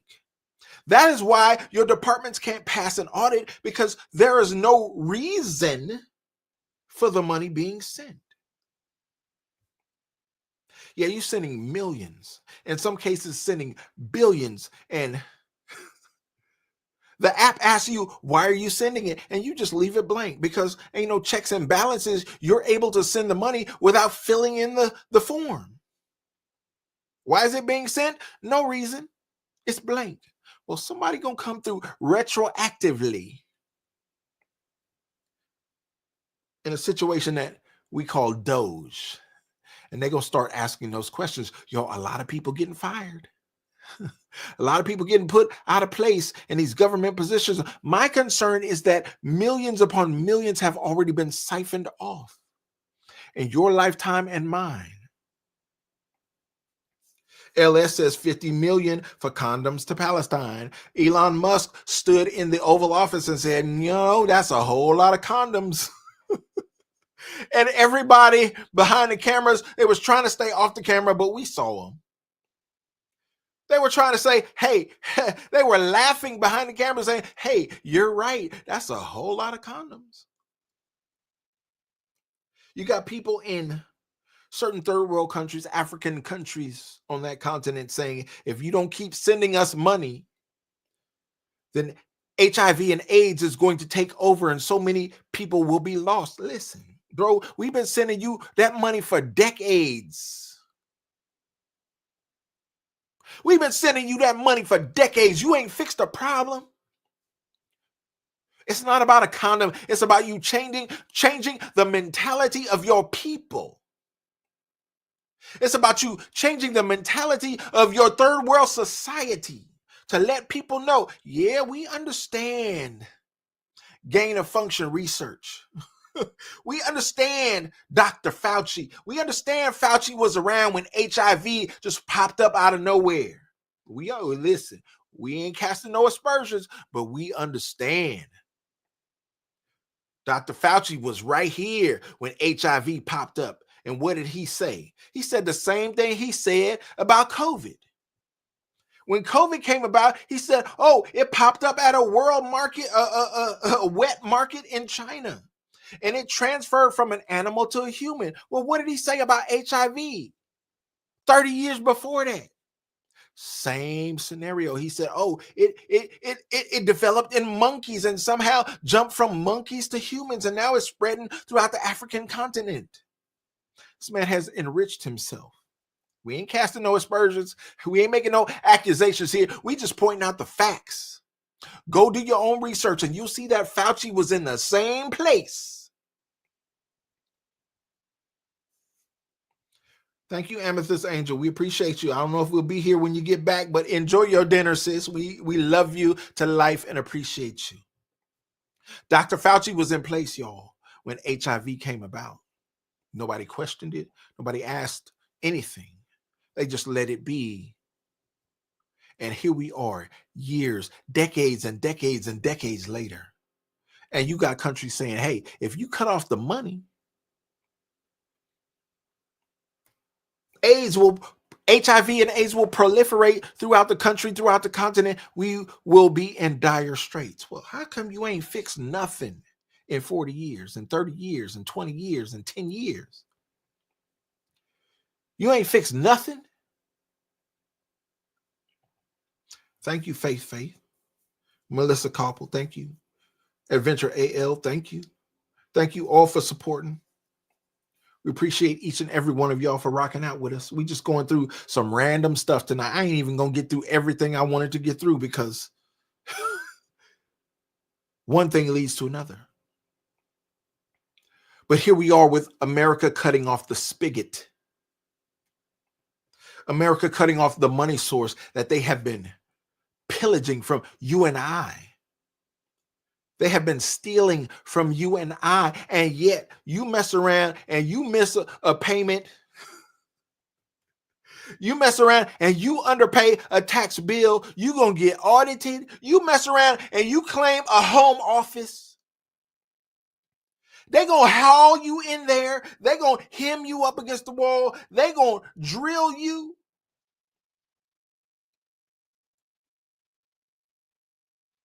Yeah, they want to audit you, but they don't want to audit the Department of Education. They don't want to audit USAID. They don't want to audit the Department of Defense. Look, audit everything. Listen, I heard somebody say this the other day, and I concurred 100%. If you are not angry about what is going on with your government, you are simply not paying attention. If you are not ticked off, and I'm being nice, if you ain't ticked off about what is being exposed right now, you ain't paying attention. Because as you have struggled to get ahead, thank you, Cheryl Spark. As you have struggled to make ends meet, as you have struggled to do things as simple as buying eggs. I can't tell you the last time I had an egg. Because I ain't gonna sit here and cry about it. I ain't gonna sit here and whine about it. When it gets to the point where it is so expensive that I ain't willing to pay for it, I just ain't gonna buy it. Eggs ain't that important to my life where I'm gonna sit up here on the internet and scream about it. I just don't eat it. You bring eggs back to a reasonable price, I will consider buying some. Until then, I'm cool. That is the state we are in. Because for some strange reason, and I hope you are asking the question, I ask it all the time. If you find me on some other social media platforms, you might see me talking my talk. But listen, if bird flu is the issue, how come bird flu only affects chickens? Why ain't it called the chicken flu? Because it ain't affecting the pigeons. It ain't affecting the hawks and the eagles. It ain't affecting the seagulls. No, it's only affecting the birds that produce the eggs that you and I eat. How come the bird flu don't affect the ducks? Are they not birds?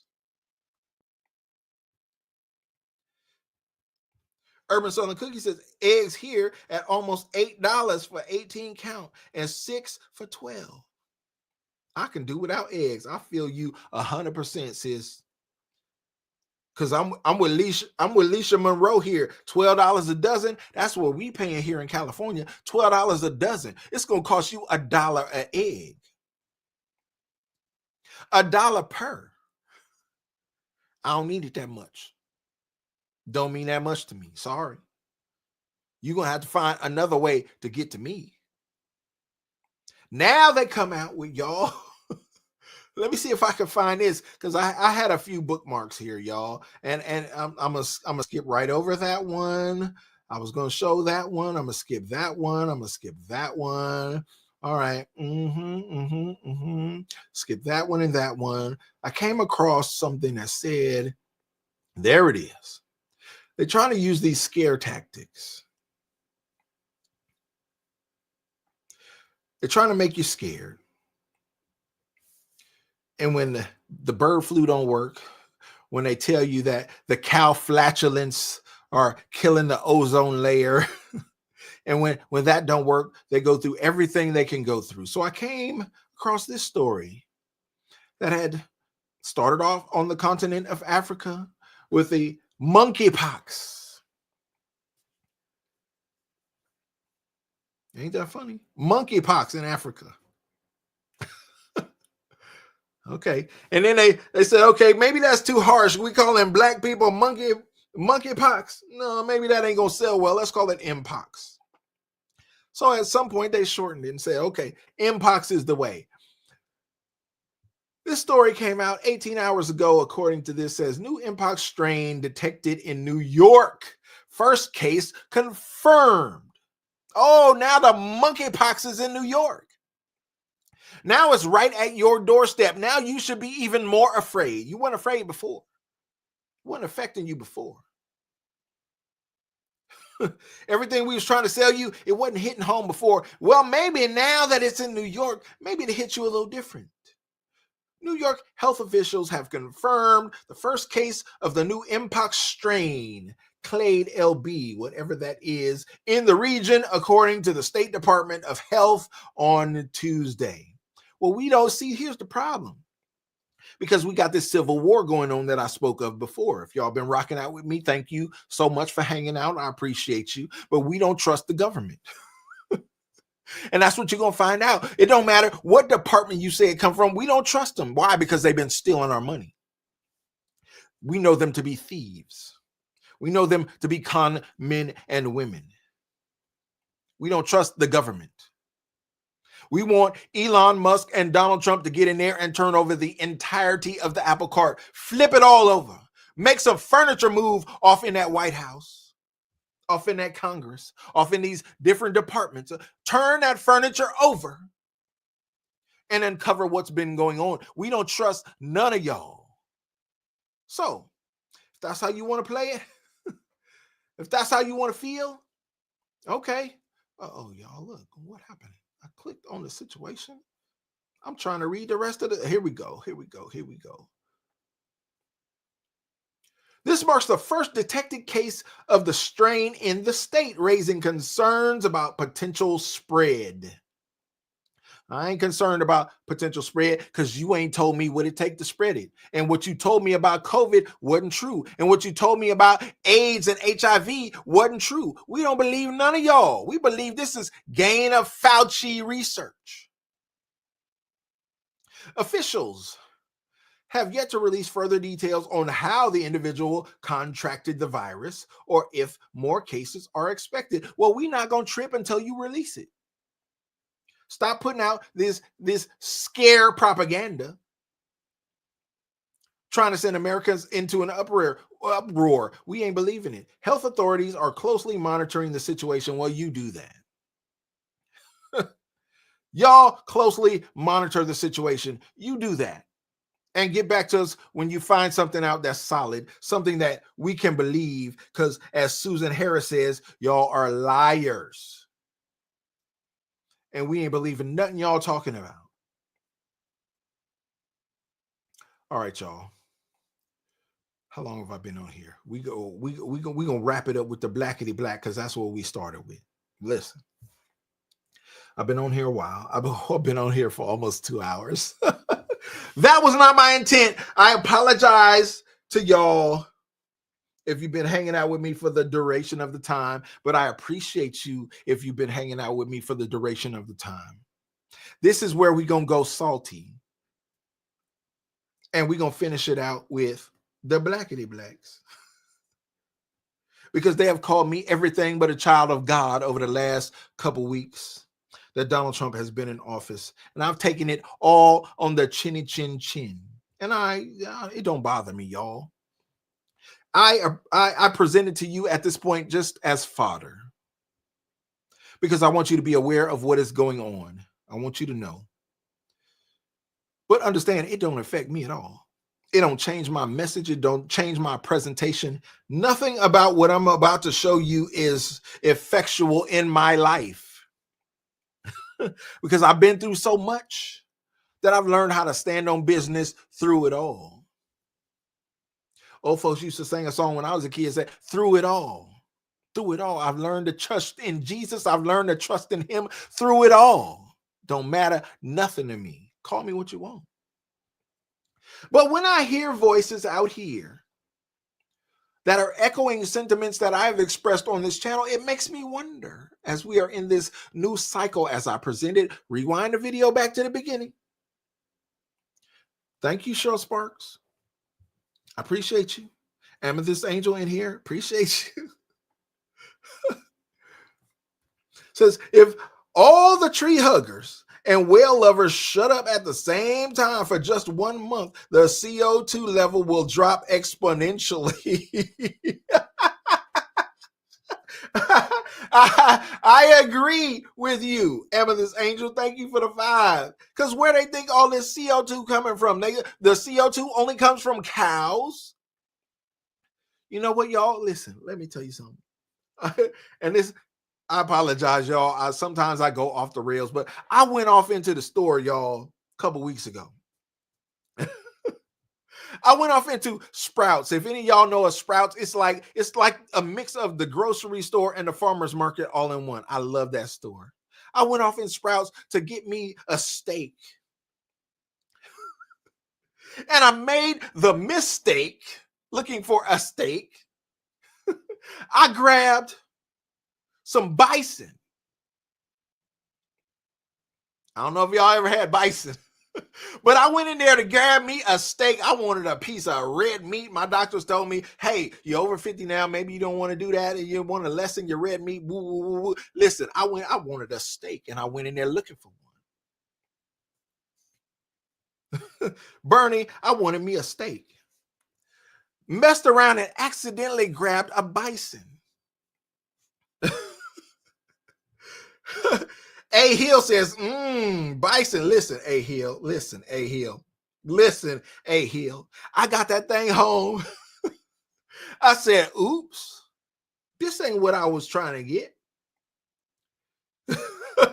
Urban Southern Cookie says, bison burgers are delicious. Now, I ain't never had a burger, but I believe you, sis. I got that steak home, y'all. I cooked that thing up. And I said, oh, my Lord. Because when I got it home, I actually looked at the label and was like, oh, and I made a mistake. I ain't going all the way back down yonder way. I ain't taking it back. I ain't doing none of that. Let's just cook it up and see what it's about, y'all. Let's make it a moment of discovery. Y'all, that thing was so good to my spirit, to my spiritualizations, y'all. I ate a bison steak and said, Lord, have mercy. This is delicious. Now, my wife is a little more discerning than me, right? Y'all see, look at the thumbnail on this video. You'll see them Oreo cookies. She grew up on the other side of the tracks. They call them the black cookies. She don't eat them. She would never put an Oreo cookie nowhere near her mouth. I grew up on those. I'm like, what's the problem? Oreos are the bees. This is delicious. You ain't no. She said them is the blackity black cookies. She said, get the white ones. I said, what you mean the white ones? She said, yeah, they make some yellow Oreos too. I said, I ain't never seen a yellow Oreo in my life, y'all. These are the experiences that you can have when you grow up and develop and mature with somebody. Find you a spiritual partner and may God have blessing on your union. That woman told me there was some white Oreos. I said, I ain't never heard of such a thing. The devil is a lie. She dragged me to the store. We found us some white Oreos, y'all. She said, I don't eat them blackity black cookies. Just like she don't eat the dark meat. Y'all, anybody in the chat is a white meat only person. I'm sharing my personal life with y'all right now. My wife don't eat the dark meat. See, look. Urban Southern Cookie, she right there. She said, oh my God, Oreos are the best. The blonde ones. That's what she was talking about. Urban Southern Cookie. Listen, I grew from a child to an adult and ain't never seen no blonde Oreo. But when God sends you an angel into your life that will introduce you to other things that you might not have been exposed to, you got to understand. You got to appreciate God doing a work in your life. She don't eat them blackity black cookies. She don't eat thighs. How you not eat the thighs? Any chef worth his salt gonna tell you that the best of the chicken is in the dark meat. How you not eat that? She don't eat that. White meat only. I said, okay, you got some racial issues going on. See, you the person that they called me in the last 3 weeks on this channel.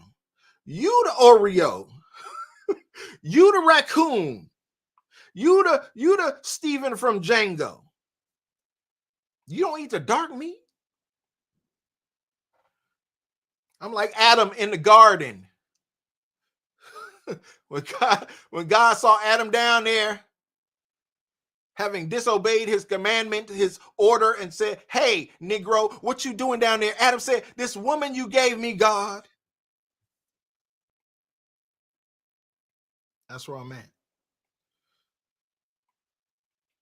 E-Bike Mike said, I like them both, dark and white. Mike, E-Bike Mike, can't we like them both? Can we be versatile, E-Bike Mike?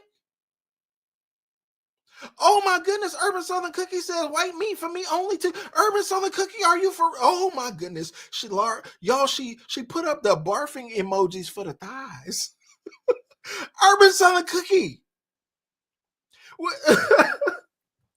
her $1 million smile. So I ain't fooling with your dark meat. Keep it away from me. Okay, I'm just listen. Let me tell you, and let me tell everybody else in the chat. In the same way that I would express it to my darling wife.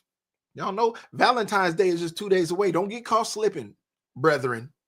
I got some brethren out there. Listen, don't get caught slipping. And listen, the women folk too. Listen, y'all better come correct.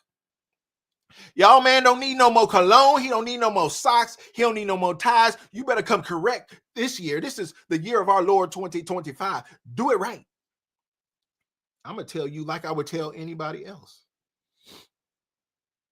Excuse me, y'all. At one point, that thigh was connected to the breast.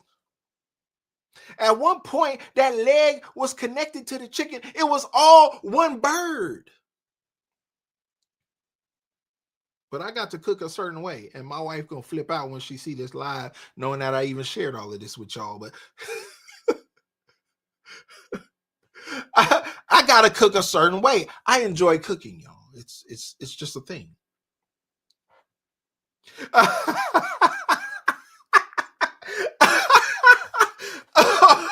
Let me put that on the screen, Urban Southern Cookie.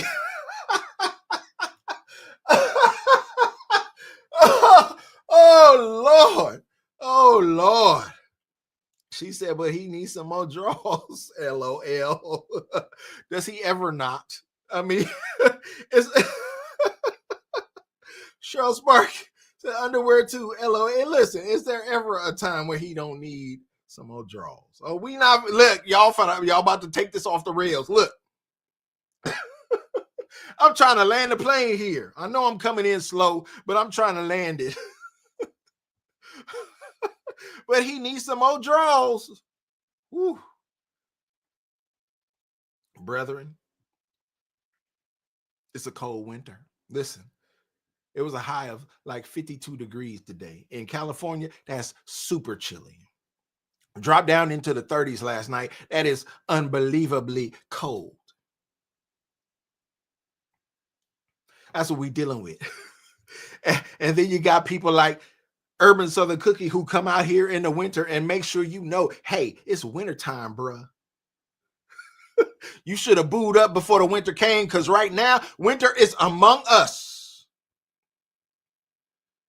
You about to get some draws for Valentine's Day. some heart draws. Chad Ramsey, you about to get some heart draws. D. Blah said, yes, it is. It's cold outside, D. Blah. Our sisters are letting us know. Amethyst Angel said, I love my lactate cookies and cream ice cream. Listen, don't play. Yo, they have dragged me. And I appreciate it because it let me know I'm doing something right. When people, listen, in a time like this, where there is a spirit of upheaval in government, and I love politics. I don't love politicians, but I love the strategy involved in politics. I love to watch it. I love to pay attention to it. I love to game it. I love to put myself in a position and strategize. I love to war game politics. So when people come out and they get to feel in a certain kind of way because I've expressed myself in a certain way, I'm like, okay, it's fair game. I put myself out there. I said it. But I want to share a couple things with y'all of people that I have found saying certain things on this internet in the last couple of weeks. I don't know if people have dragged them in the way they've dragged me, but it is what it is. Sometimes we look and see other people out here talking, they talk, and it makes us feel a certain kind of way about how we feel about things. I don't internalize it too much because I don't want to depend on it. I don't want my emotions or opinions to be dependent on someone else's opinion. I want to depend on information and formulate an opinion based on that. But I can't sit before you and say that it didn't feel good to see certain people out here opining on different things. So this is the point. I alluded to it before earlier on in the live. This is the point where if you don't like salty language, I need you to log off. If you can't handle it, I need you to log off, because there are certain people here who are blackety black, who are opining on things in a certain way. Y'all know how your cousins them talk, how your uncles them talk. They've been talking like that all your life. Don't act brand new just because you got saved and God delivered you from a thing or two or three. Don't act like you ain't heard this stuff before. I just want to put a disclaimer out because I don't want to offend nobody. And I want y'all to come back. I want you to like the video and share the video. Share the live. Y'all click the like button, share button, do all of that. You know, we fighting against the algorithm. It is what it is. But I want to share this with y'all because I think that in an age where the government itself is being redefined, I said to myself, perhaps, just perhaps,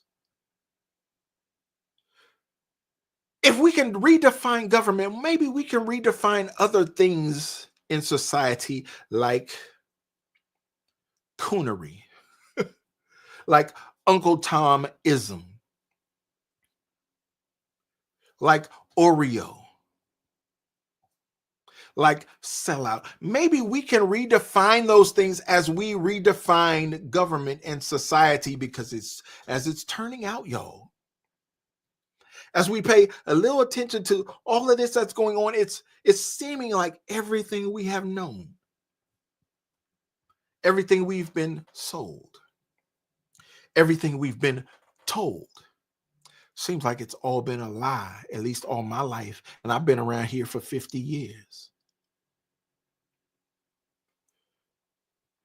And there's some things that I have believed in that time that I no longer believe. There are some things that I've been told in that time by people I trusted that I no longer believe. And it's not their fault, because they believed what they were told.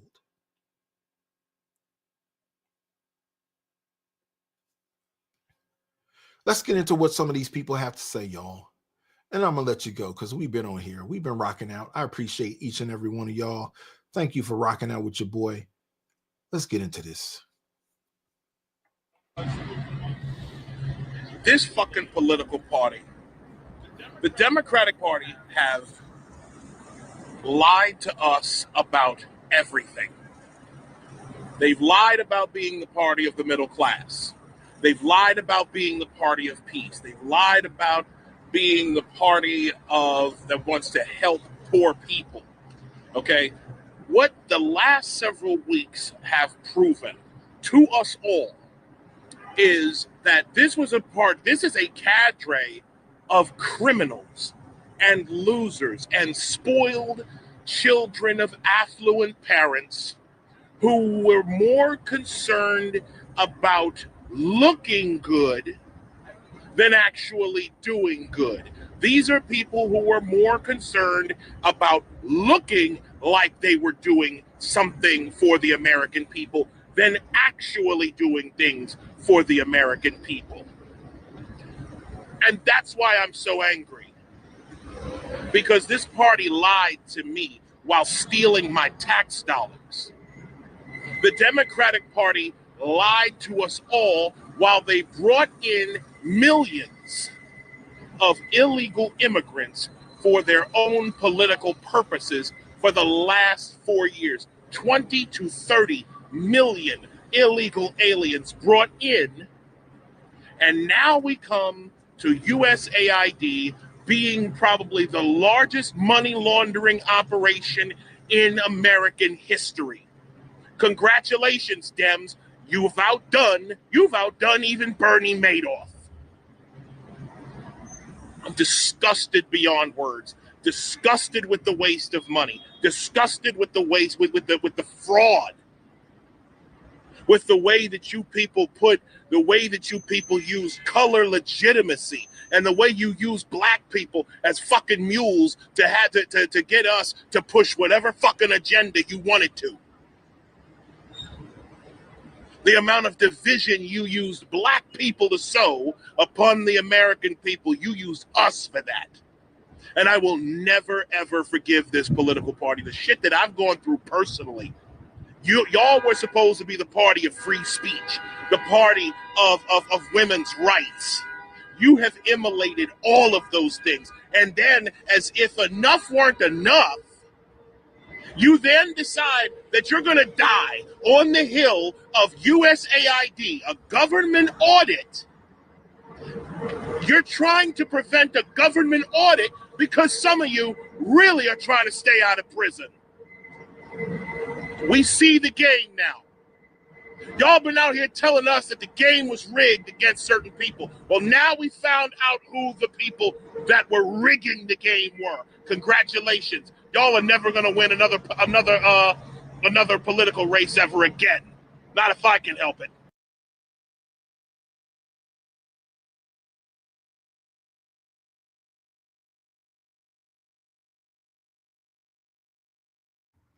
caught with your hand. You Democrats have been caught with your hand in the cookie jar. You've been caught. And some of the Republicans, y'all was with them. Those are doing a terrific job. A terrific job. You know, the crazy part about all this is that people with common sense like me can see that they're only fighting to prevent the truth from coming out. These people are literally fighting to keep corruption in place. Like, oh my God. Why would you ever let something like $59 million from FEMA going towards illegal migrants being housed in luxury hotels? Why would you ever not want to know this as an American? When you got your own American brothers and sisters, your citizens, your fellow Americans in North Carolina, the ones who paid to make that 59 million possible, staying in tents. When our government says, forget us, we're going to take care of everybody else, we can't stand you Americans. But using the very money that we slave for to make sure everybody else is okay except us. And y'all standing behind this trash. Like, come on, bro. Where's your compassion, Americans, Democrats? Like, come on now. Man, these liberals are so far away from reality that they are going to the very bottom of these fools in their hearts that try to have some sort of support. And they are attacking those with every inch of energy in their body because they know he's going to keep uncovering more and more and more corruption from these thieves and these deceitful people, these evil beings that really hate Americans. They are with the globalist agenda, and now it's coming out. I am one who pays taxes.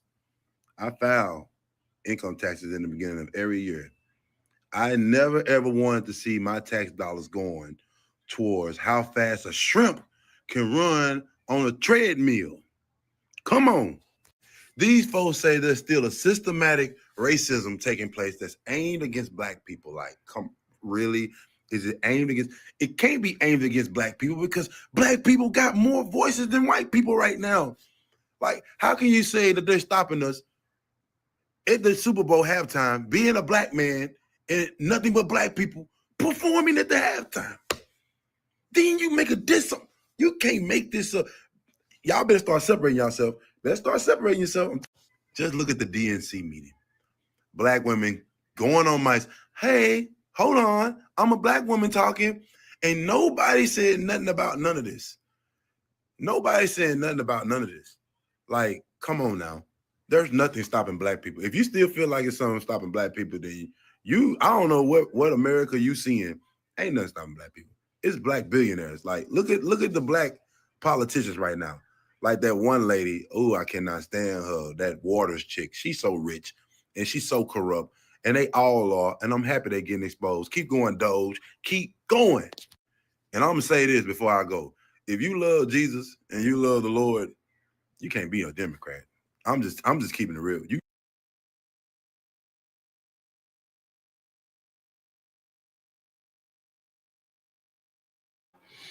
If you love Jesus, let me get it right. Getting tongue tied here. We're gonna sign off in a minute.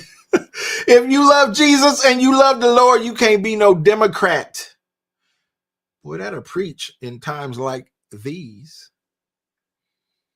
But we're gonna continue. Got a couple more for y'all, just to let you know that maybe, y'all, as we redefine government, as we eliminate some of these departments, as we restructure the American governmental system, maybe we need to redefine what we call an Oreo. Maybe we need to redefine what we call an raccoon. Maybe we need to redefine what we call an Uncle Tom, because it seemed to me, just in areas that I've been paying attention to, seems like some of these blackity blacks that y'all like to denigrate are waking up to new situations. I don't know how y'all might want to feel about it, but it seems like you might have to redefine what you call a coon, because certain mentalities are changing. Now, this woman right here, y'all, I really can't stand a woman who talk like this, but she talking right. So let's give it to her. Game over. I'm just trying to find out, do the Democrat Party think that we are stupid? You know what I'm saying? We dumb. We don't know what the fuck is going on. I don't even know why they brought their fraud ass out, okay? Because they some frauds, okay? Y'all been stealing our money, spending on dumbass projects, billions of fucking dollars. And now y'all want to come out and open up y'all mouth and talk about Donald Trump, Donald Trump is doing this. No. Donald Trump stopping y'all from stealing your fucking money. Because that's what y'all was doing. Y'all was stealing our money and putting it into these bogus ass projects. Okay? Didn't have nothing to do with the fucking American people. Okay? And then on top of that, to make matters worse, y'all wasn't even for the people. Y'all was all for fucking immigrants. Because that's who the fuck y'all got talking for y'all. Immigrants. Okay? So, I don't know. You know what I'm saying? Like, I don't know why the Democrat Party try to come out and play this role if it's like they for the people. And everybody know, y'all are not for the people. Okay? Y'all are for immigrants. That's what y'all party been built up on. Building up immigrants. Okay? So y'all could dismiss us with these lies that y'all trying to come out with on these podiums and, you know what I'm saying, trying to talk to the American people, because the majority of us already know the game. We already know what y'all been doing with our money. Okay, the gig is up. Okay? Ain't nobody listening to you Democrats anymore. Okay?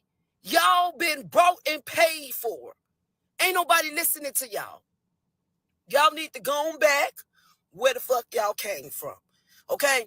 Because I guarantee you the majority of the American people ain't trying to hear shit y'all saying. We ain't trying to hear shit y'all saying. Okay? Because y'all done played us. Y'all not for us. Y'all for the immigrants. That part. Well, y'all, seemed like she was pretty upset about it. Cheryl Sparks Stardust, thank you for hanging out with us. Understand you got to go out there on the East Coast. Be blessed. Hope to see you next time. Thank you for rocking out with us in this forum. Y'all, I wanted to show you these voices because I need you to see that the blackity blacks are waking up. And we're going to find some resistance, those voices these voices may not sound like mine. They may not articulate in the way that I do, but understand that I came up with family members. I came up with aunties that talk like this. Listen, I understand the sentiment. I know exactly what you mean, sis. So I need you to understand that people are waking up, and as the government evolves, maybe your definition of a coon is going to have to evolve, because there are regular, schmegular, blackity blacks out here who are coming into the realization that what they have been sold has been a bill of goods. And here we are at a point in our lives where folks are waking up. Are you going to call her a coon? Are you going to call the gentleman before her a coon? Maybe you'll call this next gentleman a coon, but understand that a day is coming where a certain part of the population is disconnecting themselves, divorcing themselves from the Democrat plantation, and you can no longer look at someone and assume that they believe a certain thing, that they support a certain thing based on how they look. Your mama told you. I know my mama told me. I know Big Mama told us not to judge a book by its cover, but society has tended to do that. That's why Big Mama and them had to say it. Because they knew you were going to get out there and experience it. So they wanted to preempt that circumstance and get in front of it, get ahead of it. Well, you are coming to a point in your life, y'all, as this government evolves, as society evolves, as we are in this civil war where I don't believe a single bullet will be shot. But it is a war nonetheless. I believe you're going to have to adapt your thinking and come to understand that an Uncle Tom may not be what you thought it was. A raccoon may not be what you thought it was. An Oreo may not be what you thought it was. And you're going to have to deal with that because that is your problem and not ours. We admit that we have been manipulated, lied to by our elected officials and by the media. Let's talk about this Doge situation. Now, Donald Trump commissioned an agency to conduct an audit of federal spending while pausing federal spending to make sure that our tax dollars are being utilized properly. And as a result, over the last 2 weeks, we've seen announcement after announcement of ridiculous spending that has been done with our tax dollars. Some of the most crazy things. And yet we've seen Democrats outside of government offices that have been closed for audit protesting and acting like insurrectionists, trying to get in the doors in order to prevent you from getting access to that information that has been hidden from us for so long. We see them holding emergency hearings in Congress, trying to take away Donald Trump's powers or trying to impeach him, as a matter of fact, as of today, all because he said, let's see what you guys have been spending the American people's tax dollars on. And sadly, I see Democrat voters regurgitating the same nonsense that is being spewed by the frenzied criminals in Congress who are trying to stop you from getting access to that information on how your tax dollars are being spent. Now, Donald Trump, you don't have to like him, but it's pretty hard to argue that he hasn't been doing things that we've been demanding for decades from our government. Give the man a chance. That's all. Give the man a chance. That's all. Yo, you may not agree with some of the salty language, but I hope you agree with the message. We all deliver it in different ways. But I hope that many of you out there under the sound of my voice, many of you out there who have come and gone on this live. Look, we done got 15, almost 1,600 people who have come through this live, and we ain't got nearly that amount of likes. I hope y'all will like the video. Hope y'all will like the live, share the live with somebody who might be in your orbit, who might benefit from this information. Y'all, you may have to change your definition of an Uncle Tom. You may have to change your definition of an Oreo. You may have to change your definition of a coon to come into the understanding that when you throw those things at me, when you hurl those insults at people like I have displayed for you today, ain't nobody concerned about those ad hominem attacks. If you follow me for some time, you know I believe ad hominem attacks are the lowest form of argumentation. If you throw in ad hominems, you losing. You've already lost. It's just the way I feel about it, having been trained in the art of argumentation. I need you to understand that there are people out here who are still, regardless of the information that we reveal to you, regardless of the things that we say to you, regardless of the things that we present to you, they are still going to be on that plantation. They are still going to talk about blackity black this, whitey white that, racism this. And here, can I say this for just a second? I didn't want to go here. I can do a whole live on this, but listen, black folk are so behind that they haven't even kept up with the linguistic war, let alone this whole civil war that's about to go on right now. See, my battery light just died, so it's time to get off. But black folk are so behind that we still talk about racism. When you have other segments of society who will call it transphobic, xenophobic. Seems like phobic is the word of the day, but don't nobody want to talk about black phobic. No, y'all still stuck on that old school plantation about racism, which is so broad and so overused that it don't mean anything to anybody anymore. It has lost its efficacy over time because it has been overused. homophobic, transphobic, xenophobic. All of these phobics have come into the linguistic arena, but yet ain't nobody said nothing about black phobic. Why? Because they done left y'all way back there. That's how ineffectual you are. So you can stick to that Uncle Tom talk if you want. You can stick to that Coon talk if you want. You can stick to that Oreo talk if you want. But don't fault these people who are waking up. I just thought I would present a few of them to you today, so you know I ain't the only one being called a coon.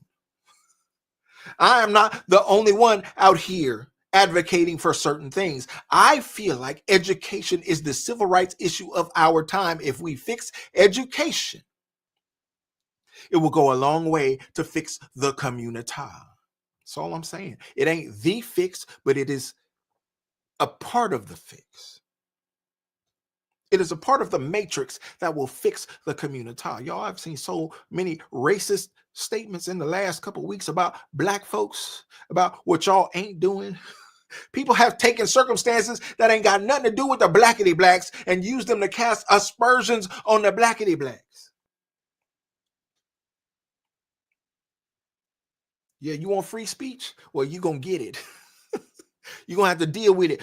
You better grow some thick skin. Because there's people out here who feel a certain kind of way. Well, understand. That's why I presented this to you today, because there are certain people on the other side of the spectrum who feel a certain kind of way as well. I feel those voices should be respected, at least should be heard and considered. How about that? If you don't respect it, just listen to it and consider it. Is that all right? Appreciate y'all rocking out with me today. We had a few sponsors of the stream today. We got Side Cargo in the building, our sister Amethyst Angel, supporting member of the channel, Urban Southern Cookie, our sister, our beloved sister, who is always here, always rocking out. Amethyst Angel says, like, share, subscribe, and chat. Let's get Gerald to 500K before summer. Listen, when I hit 400K, I said, ooh, maybe I can get to that gold plaque. Maybe, just maybe. Come to find out, y'all, it's harder to get to 500 from 400 than I thought it was. Because every time you move up 10,000, YouTube algorithm does its thing and it'll roll you back a couple thousand, but it's okay. We understand what it is. We express it on here so that y'all understand that this algorithm, this system, them folks platform is picking winners and losers out here. But as long as I have your support,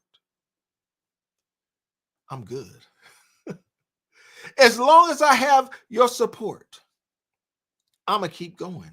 As long as I have your support, I'm going to keep rocking out. And I appreciate every time I get on. Some of y'all are here rocking out with me, hanging out with me, sharing your thoughts with me in the chat. Y'all, I can't tell you how valuable that is to me. I appreciate your time, your interest, your concern, and your input in what goes forth in this space. I appreciate you. And I thank every one of you for rocking out with me in the midday, y'all. It is 3:31 p.m. on the West Coast, and I have enjoyed my time with you on today. Thank you all for rocking out. Thank you all for opining in the chat. Thank you all for putting up with my foolishness. And it don't matter to me, y'all, whether I'm a blackity black or an Oreo or a coon or an Uncle Tom or whatever else you might want to call me, as long as at the end of the day, you call me a child of God. I love you. I appreciate you. And I'll see you on the next one.